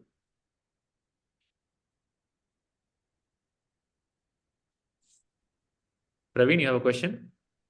Yeah. What about those living things um, which can also have Atma, right? They might not have all this 9 gates like a fish. So the reference is given, so self is there in all creatures, okay? But the most reflection, so for example, the answer to your question is like the sunlight. The sunlight reflects in the stone, okay? Then it reflects in probably a glass. It reflects in the lake. Then it reflects in mirror. The same sunlight reflects in different instruments. Reflection in the stone is poor reflection. So reflection in the fish or the animal is poor reflection. Then there are high order beings, animals. There's reflection of Paramatma, but still not close to the original. Then there is a human body. Think of it like a mirror.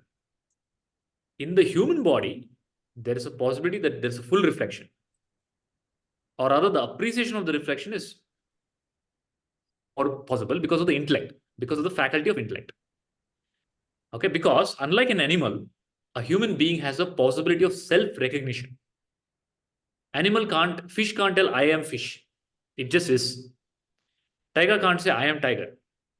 But human being can tell I am this, I am that, I am something else. So because the reflection of consciousness is more in the human intellect. The consciousness reflects in all of them, but the reflective instrument is more advanced in a human being.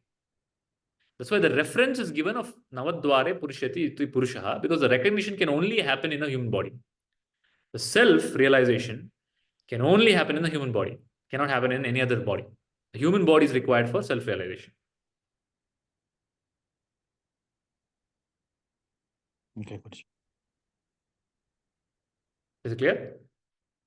Yeah.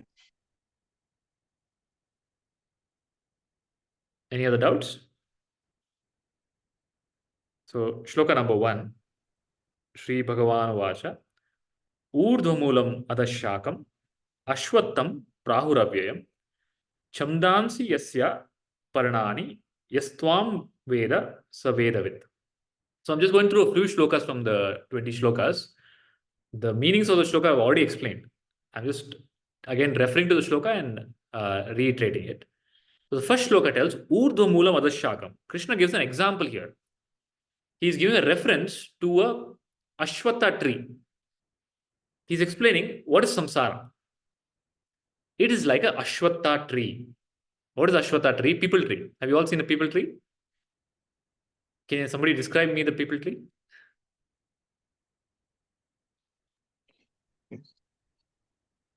It is very broad base. When it grows, it can grow very big and It's gives broad. shelter to me.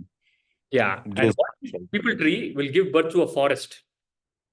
Okay. Like branches and branches and branches and branches and forest. Okay.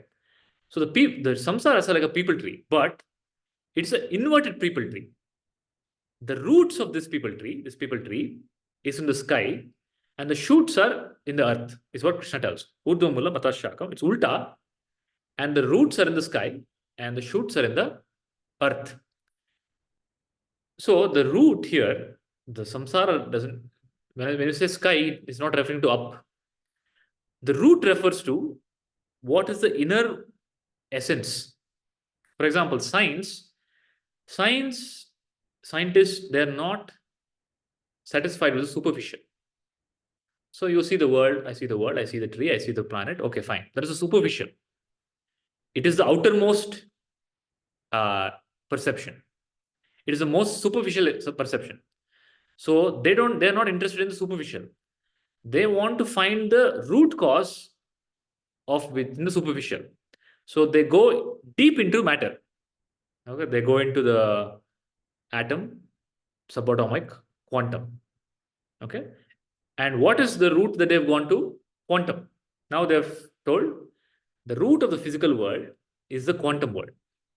In the same way, Krishna is telling, but actually the reality is not the quantum world, it's a beyond, which is consciousness. The root of the entire existence is consciousness, Paramatma. Okay, Purushottama.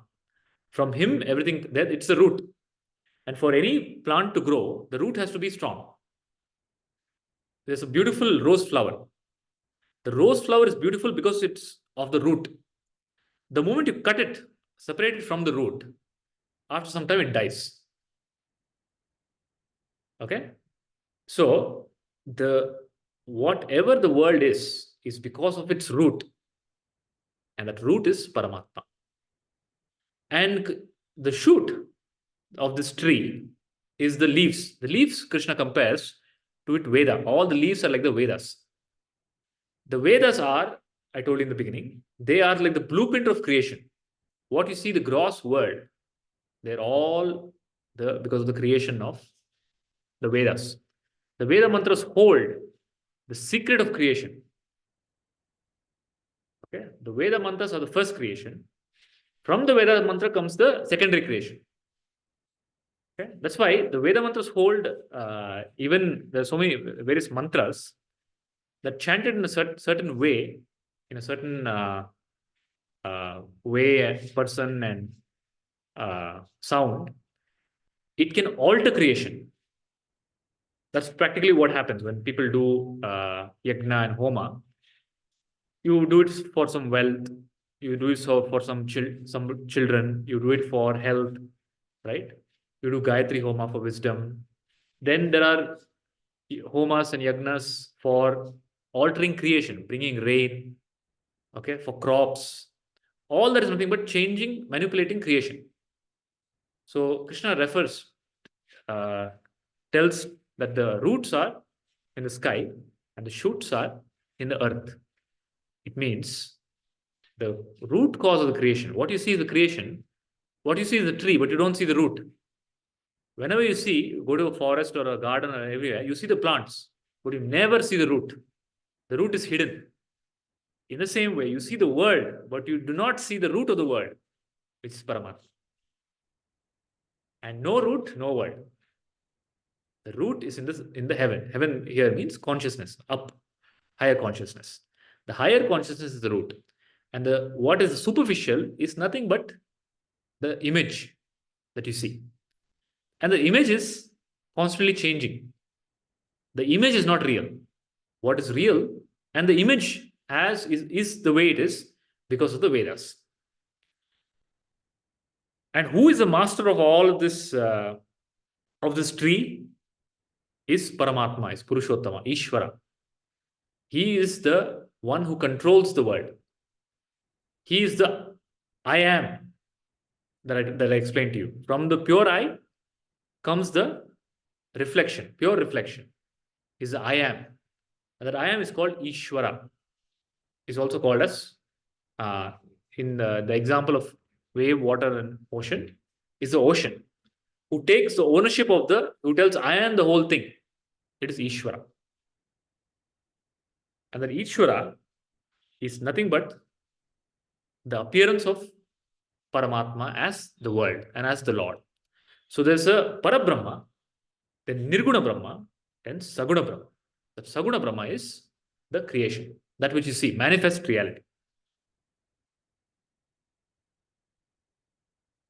Natad bhashayate suryah nashashanko na pavakaha yad gatva na nivartante tadhamam paramam mama.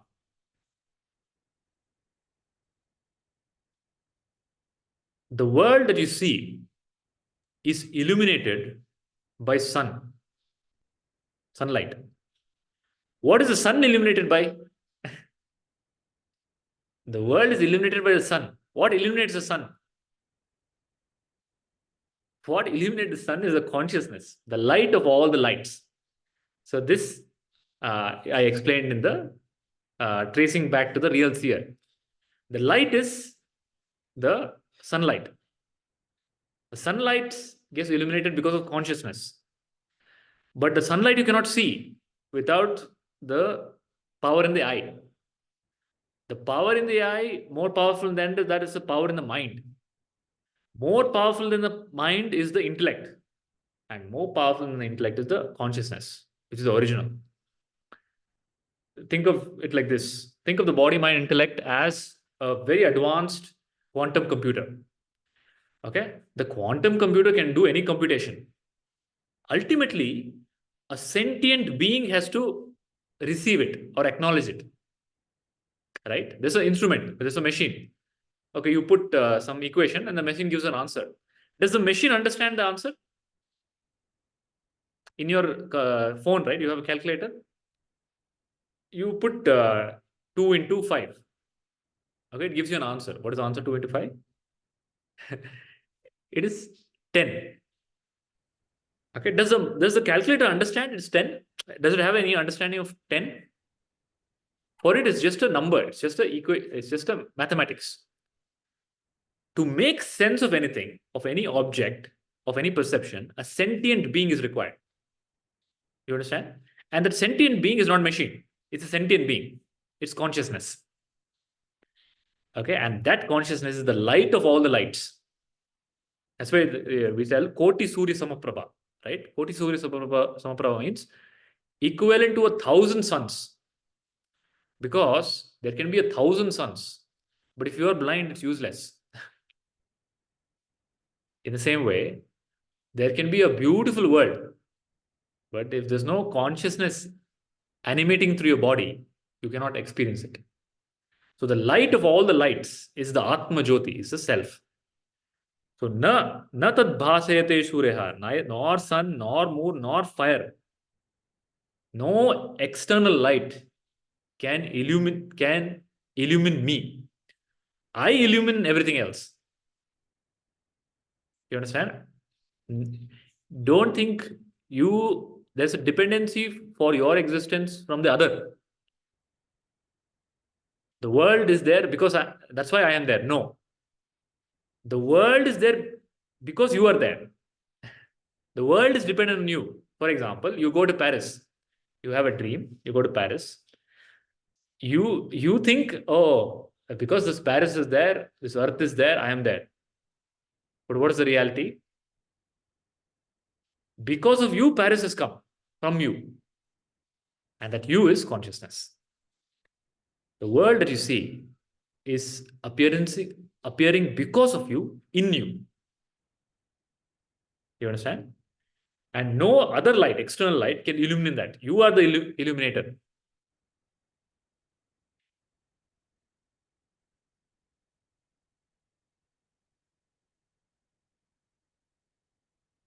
Now, Sri Krishna explains the process of in the Chidabasa, which I've already explained. What I have missed out to tell is shloka number 8. It tells how because of the identification, right? I thoughts. Now, what happens is, just the way he gives example, just the way the air carries scent, right? So then, let's say you spray some aromatic perfume. The air carries it from probably one room to another room. Okay, there's some carrying entity which you don't see, but it's carrying it. In the same way, you don't see the Jivatma, the Chidabasa, okay, and the intellect and the prana. You don't see these things. They're unseen. What you see is the body. You don't see the mind. You don't see the intellect. You don't see the Chidabasa. Just the way the air carries the scent, this entity inside, I thought, the Jiva, I thought, carries the record, because the intellect has already recorded from one body to another body. So when you die, when the body dies, for the Ajnani, there's still the ego is there, the continuity is there. Okay, the ignorance is there. That is carried from one body to another body. Why? Because the intellect has not become clear. The intellect is still identifying with all the records. So the records continue. Now, where are the records? The records are not there in the brain. Please understand. Even according to modern science, earlier people thought the brain holds all the memory. So they did an experiment on rats. They put the rat into the maze, and the rat knows the maze. There's a full memory of the maze for the rat. Then what they started doing, they started removing part by part the brain of the rat. One part of the brain of the rat. Okay? It's a process of deduction. Okay, I remove this part, then I deduce that memories in this part. And they did it with multiple rats, because in each rat they removed one part. They found that the memory keeps moving. Okay, if you remove this part of the brain, it sits in some other part of the brain. If you remove that part of the brain, it jumps to another part. Somehow the memory continues, no matter what part of the brain you remove. So then they concluded, memory is not in the brain. Where is memory? Memory is in chitta. Memory is in the chitta. Chitta is memory. The chitta is the consciousness. Chidabasa, combination of Chidabasa and intellect. So that carries the record, and that is karma. So whatever you do, you might not get persecuted or prosecuted because you think nobody saw you, but you know it. You can't escape you. I know it. I did it.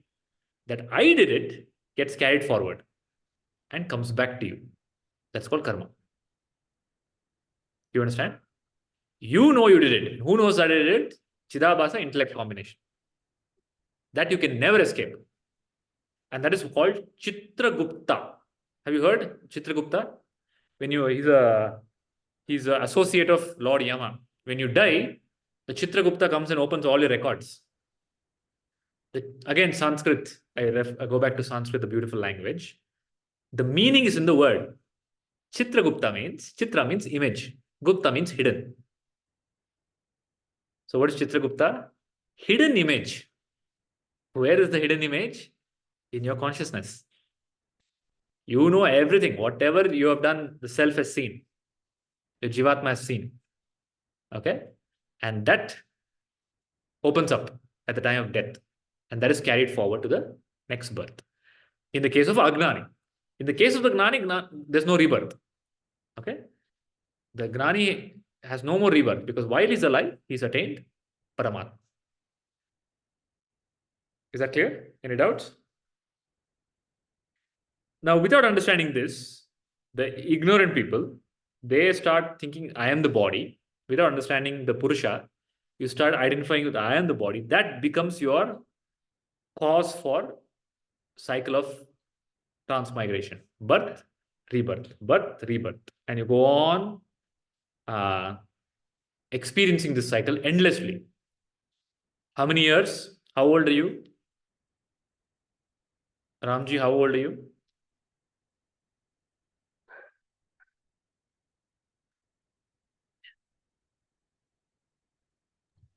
My body is about 50 years old. Body is 50 years old. How old are you? Well, quite a long time, I suppose. Billions and billions of years. Okay? The body is constantly changing. But the ego is very, very old. It's been surviving. It survived all scenarios. It's a survivor. It's time. How old we don't know. Ego, it's very, very, very old. That's the ego. Continuing. That's the jiva. Continuing from one body to another body to another body to another body. Okay? All that cycle doesn't end until the jiva realizes I am Atma. Then there's a freedom. Freedom from this cycle of birth and death and birth and death. Now, why the cycle? Why these scriptures and shastras keep telling about birth and death, birth and death? Is it a bad thing, birth and death, birth and death? Is it a wrong thing to be born again? So you're 50 years old. Let's say another 30 years, 30, 40 years. Then what happens? The body dies. Then what is the wrong thing? You start all over again. Is that a bad thing? Ramji? Yeah, I mean, it's not necessarily a bad thing, but the thing is, we don't know the situations in which we'll find ourselves in, and whether it is good. You don't know whether you'll be born as a human being. Yeah, and whether it is conducive for You such don't learning. what will be the journey again. See, ultimately, what journey is there? People talk about past lives, right? What is any life? What is any life? Let's say you live thousands and millions of life. What is the essence of any of that life? Birth, some education, some parents, some family, okay, some spouse, some physical pleasure, some children, some work, some pain, some suffering, some disease, some death. Is any lifetime any different? Be it you are born as a king, you are a president of some country, you are a beggar in some lifetime, you are a superhero in some lifetime, you are an actor in some lifetime, you are born in a Mahabharata time, you are the king. Whatever you are born as, is life any different in any of the lives? What is the theme of life? Birth, some education, some games, some earlier you were playing with small cars, then you grow up, you play with big cars, then you have some disease, then you die. Is life any different? That's what Shankaracharya tells in the Bhajo Govindam. Balastaval Krida what is that? Tarunastaval Taruni Saktaha. Vriddhastaval Chinta Saktaha. Parame Brahmani Kopina Saktaha. Childhood is about only thing thought in childhood is the only meditation in childhood is games. Okay, the only meditation in adulthood is Tarunastaval, Taruni, opposite sex or same sex in this case, in the modern world. Okay, some sex. Then Vriddhastaval Chinta Sakta. When you're middle age, you constantly worry about your children or your job or stock market. Then politics. Old age. In old age, you only worry about death and disease. Anything different? So have you people met any person who has any different thought pattern? नवीन, रामजी, पन्ना, कुछ और है जीवन में? Any other thought pattern? पैसा कमाना है. क्यों? Ultimately it's fear of survival, right? That animal also has fear of survival. What is special about human being? Animal also has birth. Animal also has games it plays. Then it also has some partner, spouse. It mates. It eats. It sleeps. It has fear. It also builds a house. You also build a house. Bird also builds a nest. Then you have children. Then you feed the children, take care of the children. Animal also does that. Then you get disease. Animal also gets disease. You die. Animal also dies. I only see a absolute parallel. Any difference in the animal and human life? Only thing is probably we are debating like this. The only difference is you are paying money and doing all of this. Animal is doing it for free. You have to pay to survive. Please understand. This tax, that tax, breathing tax, living tax, TV tax, then to get income tax. Food you eat also tax. Okay. Then the toilet you go also tax. Disease you get also tax, medical tax, everything taxed. You pay to do the entire journey. Animal does it for free. And you do it with 100-fold stress than an animal. That's the only difference. Now, is that a better situation or worse situation? Yes. For having an advanced human body, you're living worse than an animal. Ultimately, human normal desire is food, sex, pleasure, fearlessness, some joy, which you'll get in an animal body, no? For free, without stress. Okay? You're a jungle Raj whenever you want. Why you need a human body for that? The human body is the opportunity for realizing the self. Okay? That is the purpose of the human birth. Now, missing that purpose, the ego goes on living lifetimes and lifetimes and lifetimes like an animal. Please understand. Or, in the words of Sri Krishna, as a yantra rudani maya. He gives like a machine, programmed machine. Go on living like a programmed machine. You're a programmed machine. Jiva is a programmed machine. Any doubts in that? Every single thought that comes in your head, every word that comes out of your mouth is a programmed line of code that is written. Okay. Now, where is the break from all of this? So there comes a times where the intellect matures and the intellect tells, I want freedom from this. I don't want this anymore. It sees through this game. That point, it seeks liberation. That's called mumukshatva. Okay. And if the individual is fortunate, the individual, because of some previous samskaras, prays to Ishvara to take him or her out of this mess. Then the Ishvara appears as a guru. Ishvaro Guru Atmeti. The Ishvara appears in your life as guru. Till now also Ishvara only was appearing. Whatever is appearing in your life is Ishvara only. Okay, but you never called this aspect of Ishvara before. Now you're calling, I want freedom from this game. Because you've seen through the game. You become intelligent. You've seen the falsehood of the matrix. And you want to get out of the matrix. Then the Ishvara appears as guru and gives Jnana. And once the Jnana becomes clear to the intellect, that's called the death of the ego. Okay, and it's a new birth. Okay, you have two births. Every human being has two births. You have only known one birth. The first birth is from the womb of the mother. Okay, so there's in the Mahabharata, there's a person called Bhishmacharya. He has another name, like how Arjuna has many names, Krishna has many names. Bhishma has another name.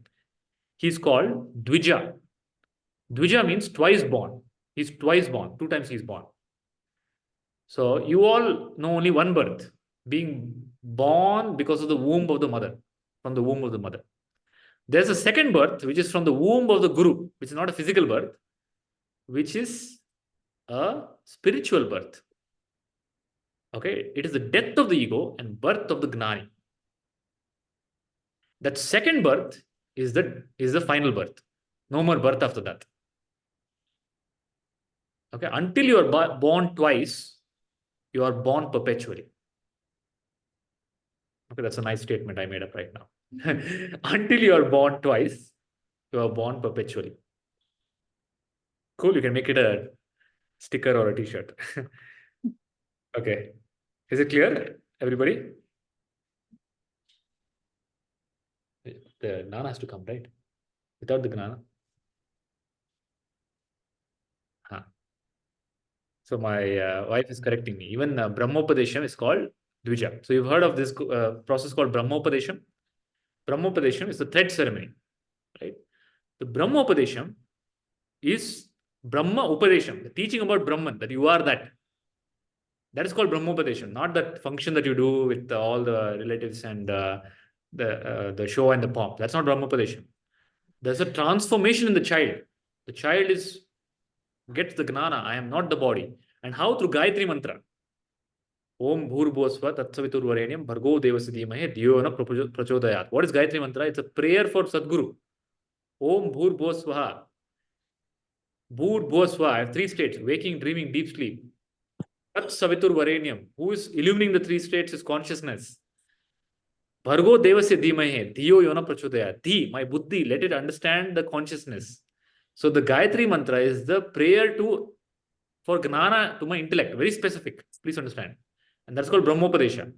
Now, the Purohit who's doing the mantra also doesn't understand the meaning. The poor child is just waiting. He wants to just run and play. The father and mother have held him. And neither the father and mother understand what is the Brahmopadesha. Neither the Purohit understands, neither the child understands. That's not Brahmopadesha.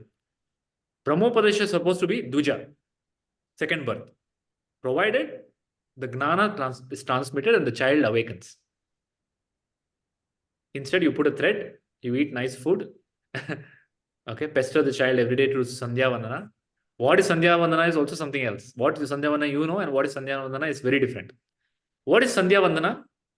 Anybody does Sandhya Vandana here? Naveen, you do Sandhya Vandana? Used to, not anymore. What is Sandhya Vandana? So it has two. Thank you. Sandhya Vandana. What is Sandhya Vandana?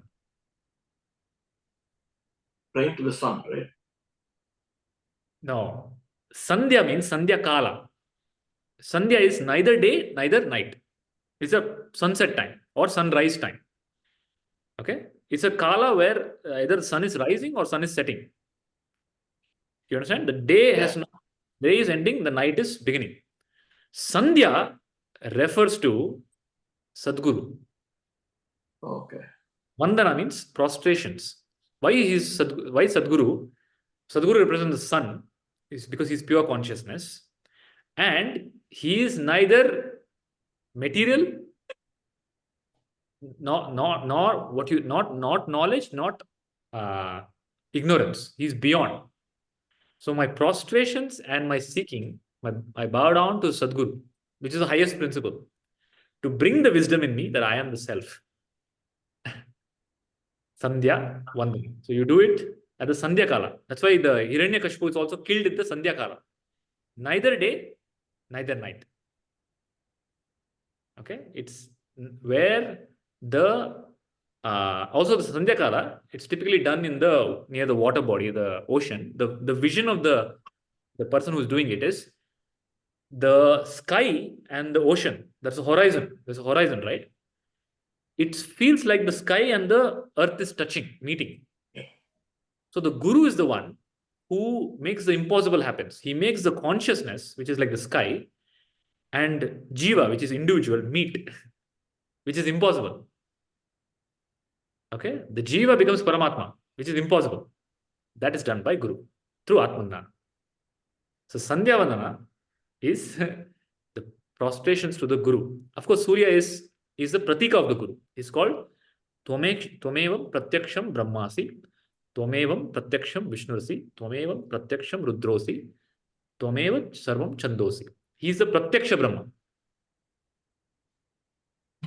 So many lifetimes of Sandhyavana pleases Ishvara and Guru appears in your life. Real Sandhya. Okay, this is, I told this because of the misconception people have about Brahmopadesham and Upanayana. There's another word, Upanayana. You know, you heard Upanayana? What is Upanayana? Everything is ulta. That's why Krishna in this chapter tells the world is ulta. It's like Ashwata tree. Whatever is to be reality, you are confused. You're reading it as ulta. Upanayana means Upa means higher. Nayana means higher, eyes. You are giving the child Upanayana, higher eyes. Instead of giving the child higher eyes, you are giving, and that is higher eyes, is called Paravidya. The child has to be given two Vidyas. And this is the time the child is sent to Gurukul in the ancient days. In the Gurukul, two Vidyas are taught. Paravidya and Aparavidya. Higher knowledge, lower knowledge. So Paravidya is called Upanayana, higher eyes. Without the higher eyes, you are blind. You think you can see, you can't see. Even you see, what you see is, oh, I see object. You can't see. You see a material world without realizing that it's only a shadow. You're seeing the shadow and taking it to be real. Only with Upanayana, with the teachings of the Guru and Brahmopadesha, you see the reality as it is. And that is called Darshana. To see things as they are, without any filtering of the programs. So, did you get Brahmopadesham, Naveen? Then you wear thread. Oh my God, thread you wear. Why you wear thread? Well, now I have forgotten the reason why exactly they said that we need to wear threads. Also, there are complications wherein more and as in 3 pieces of thread and 6 pieces of thread. They add 3 more pieces when you move from Brahmacharya Brahmacharya to Grahastha. Okay, so before marriage you have 3 threads. After marriage you have 6 threads. Yeah. Okay. So I think each thread signifies something. I don't know what. So there are 3 Vedas you're supposed to complete as a part of in the Gurukul. So you're telling I'm going to study the 3 Vedas, the 3 threads, okay, and that is my responsibility. So it's a reminder constantly for you to, and when you chant the Gayatri mantra, you hold the thread. Yeah. Okay, so you need the mind. It's a physical anchor. It acts as a physical anchor to constantly take the mind to its root identity, its truth. Otherwise, in the interaction of the world, you forget it. The thread acts as an anchor, always to be anchored in the self. Why? My purpose is Jnana, Paravidya and Aparavidya, and ultimately Vedanta. That represents thread. When you get married, you get another responsibility, another 3 threads. That 3 threads is of your spouse, wife. So in the later part of the earlier part of the Kali Yuga, India went through almost 500 years of war, right? So many Western invaders and things like that. So the education for girls became very difficult. Them going to the Gurukul because they'll get kidnapped and abused and all that. So because of the invaders, the education got hampered. India had at the time of British, more than 8 lakh Gurukuls. Please understand. Or at the time of British, when the British came in the 1800s. Now imagine in 1st century and 2nd century. So these invaders, they always targeted, the target is kill the men, take the women slaves. So it became very difficult for the women to get education in that sense. So when they get married, now they have protection. The husband will take the responsibility. I have the 3 threads. Education, my education is complete. I will take the responsibility of this person also. That's why 3 more threads are added. That came in the later part of the, it's a much later addition in the process. Otherwise, in India, both men, when I say India, Bharat, ancient Bharat, Akhand Bharat, boys and girls, both underwent Brahmopadesha. Both underwent thread ceremony. Both had threads. Both did Sandhyavanana indiscriminatively. Because a system which is telling you are not the body, how can it discriminate you based on the body? How can it tell you are not eligible for Jnana because you are certain body type? That's absurd. That's a very invader thinking. All these corruptions came into the system. and they've trickled down in even now. Okay, the Brahmopadesham is the education for the child that you are Brahman. What has that got to be being a man or a woman? Right? Study of the Vedas. What has that got to do with being a man or a woman? Study of Vedanta, realizing I am consciousness. What has that got to be being a man or a woman? You are not the body. And Gayatri Mantra, chant Gayatri Mantra. Oh my God. I am a woman, I should not chant Gayatri Mantra. Gayatri Mantra is the prayer for enlightenment. So all these corruptions, how will you navigate without a guru? So that's why we bow down. Guru Brahma, Guru Vishnu, Guru Devo, Maheshwara, Guru Sakshat, Parabrahma. And Kabir Singh says, sorry, not Kabir Singh, Kabir Das, Guru or Govind, खड़े सामने, किसको झुकाए सिर? In front of me, Guru is standing and Govind is standing. Hey, no laughing. किसको झुकाए सिर? So Kabir Singh, my wife is laughing. So Kabir Das says, I'm just intelligent playing up. It's nice. Thank you for making the class funny.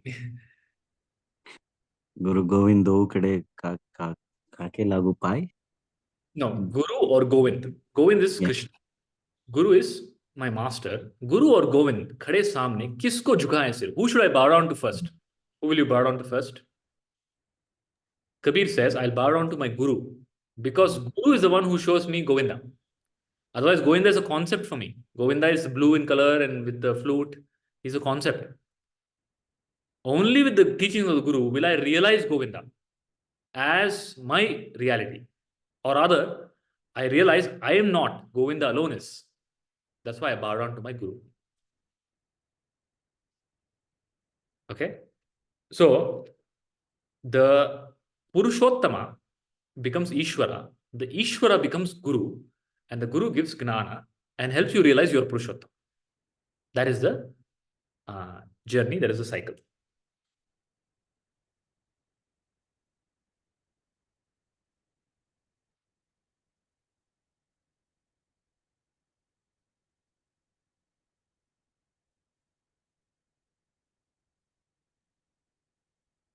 And finally, Krishna concludes the chapter, shloka number 19 and 20. Ultimately, how does this happen? And one who realizes that he is this Purushottama, one who realizes this Purushottama, he or she becomes free, gets absolute freedom and attains me alone as in attains Purushottama while he is alive. And such a person is called Gnani or wise one whose buddhi is blossomed. And such a person is called a Buddha. We've heard of Buddha, and we only refer to Gautama Buddha as Buddha.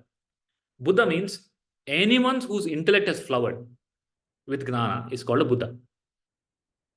That's why Buddha, when after enlightenment, people asked him, well, what did you realize? He said, the whole world is enlightened. Then the student asked him, then why are you teaching? I am teaching because I am awakened Buddha, they are sleeping Buddha. They are also Buddha, you are also a Buddha, but you are sleeping Buddha, you are sleeping to your nature.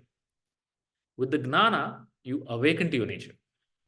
And then you become awakened Buddha. The Buddha is one whose buddhi, in the buddhi can be anchored in the ego or in the self. In the time of Ramayana, there is Janaka Maharaja. Janaka Maharaja is very well-known Gnani. Then one sannyasi visits Janaka Maharaja. And he has heard that Janaka Maharaja is a Gnani. He wants to test whether this person is a Gnani or not. Then he realizes the Janaka Maharaja is a Gnani. Then he asks Janaka Maharaja, how are you able to be in this palace with all the riches, with wine and dance and war and so many things going on, political discussions? How are you able to manage? Janaka Maharaja asks some soldier to bring one cup of milk. So they get. He tells the sannyasi, hold it. Come, we will take a walk. I'll show you my kingdom. He wants to show him the kingdom. And he also tells two soldiers to stand behind the sannyasi. If a single drop from that bowl spills, shoot him. Okay, shoot him even if a single drop spills. And the cup is full. And they go all around and they come back. And Janaka Maharaja asks the sannyasi, did you see my glorious architecture, the temples, the beautiful places? Did you see? Then the sannyasi tells, what? I didn't see anything. Janaka Maharaja asks, why you didn't see anything? My whole attention was on this cup, because even if a drop falls, I'll die. Janaka Maharaja says, same thing. In the same way, my mind is constantly on myself. I move through the world, through all the perception experiences, deeply centered in the self. You understand? It's not running away from the world. It's being in the world, but not being of the world. The ego is of the world. It gets affected by the world. The remote of the ego is in the world. The handle, it's in the world. Okay? Where is your remote? The remote is with the boss. The boss can control your emotions. The spouse can control your emotions. The parents can control your emotions. The TV can control your emotions. The cricket match can control your emotions. Not only emotion, it can control your prana also. So many people will have heart attack if their favorite team loses the match, right? It's a real story. Like you see it in the paper, people die.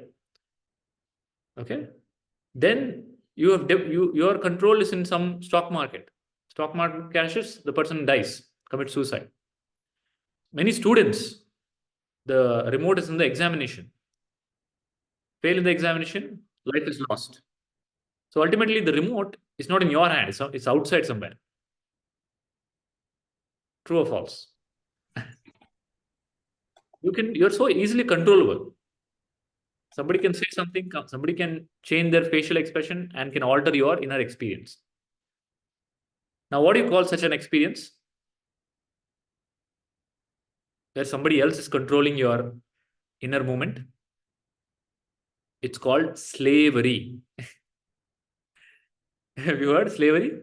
In the ancient days, the slaves were taken from some part of the world. Then they were made to slog. Please understand, you're a slave psychologically right now. You're a psychological slave. You move inside so much based on the movement of the people around you. Somebody buys a car, you start getting agitated. Somebody does something, you start getting agitated.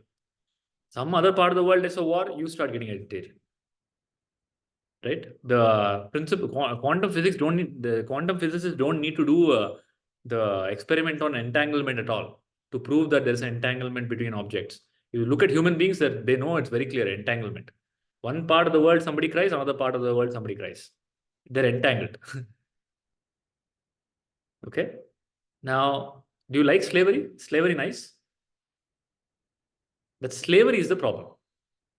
So to unplug, or rather to take the remote in your own hand. So Janaka Maharaja says, to be centered in your own self. Atmavarsher videyat. I am rooted in the self. I am anchored in the self. To be anchored in the self is mukti. Mind has to be anchored somewhere. It can be anchored in past. It can be anchored in programs. It can be anchored in identities. Or it can be anchored in self. Choice is yours. Okay, so with that, we complete chapter number 15, Purushottama Yoga. In the next chapter, we'll take up Daivasura Sampatti Yoga, Sampatti Vibhaga Yoga. The quality, the divine and demonic qualities, Krishna elaborates. Again, this is told for self-evaluation. Okay, very clearly told what are the qualities of a divine being and a demonic being. That we'll take up in the next Sunday session. So is today's session clear? Purushottama Yoga, consciousness, Chidabasa, Jiva. Is that clear? That's the main theme of today's chapter. Chidabasa is the main theme. Any doubts? Ramji, Panna, Rashmi, Radhika, Naveen, Praveen.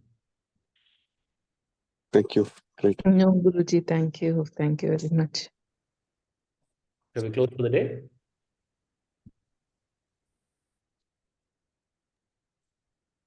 Asato ma Sadgamaya Tamaso ma Jyotirgamaya Mrityorma Amritam Gamaya. Om Shanti Shanti Shanti. Loka Samasta Sukhino Bhavantu. Hari Om. Shri Gurubhyo Namaha. Hari Om. My pranams to all. We will take up the contemplation of chapter number 16 in the next session. Hari Om. Hari Om Hari Om. Guruji. Om, Guruji. Hari Om.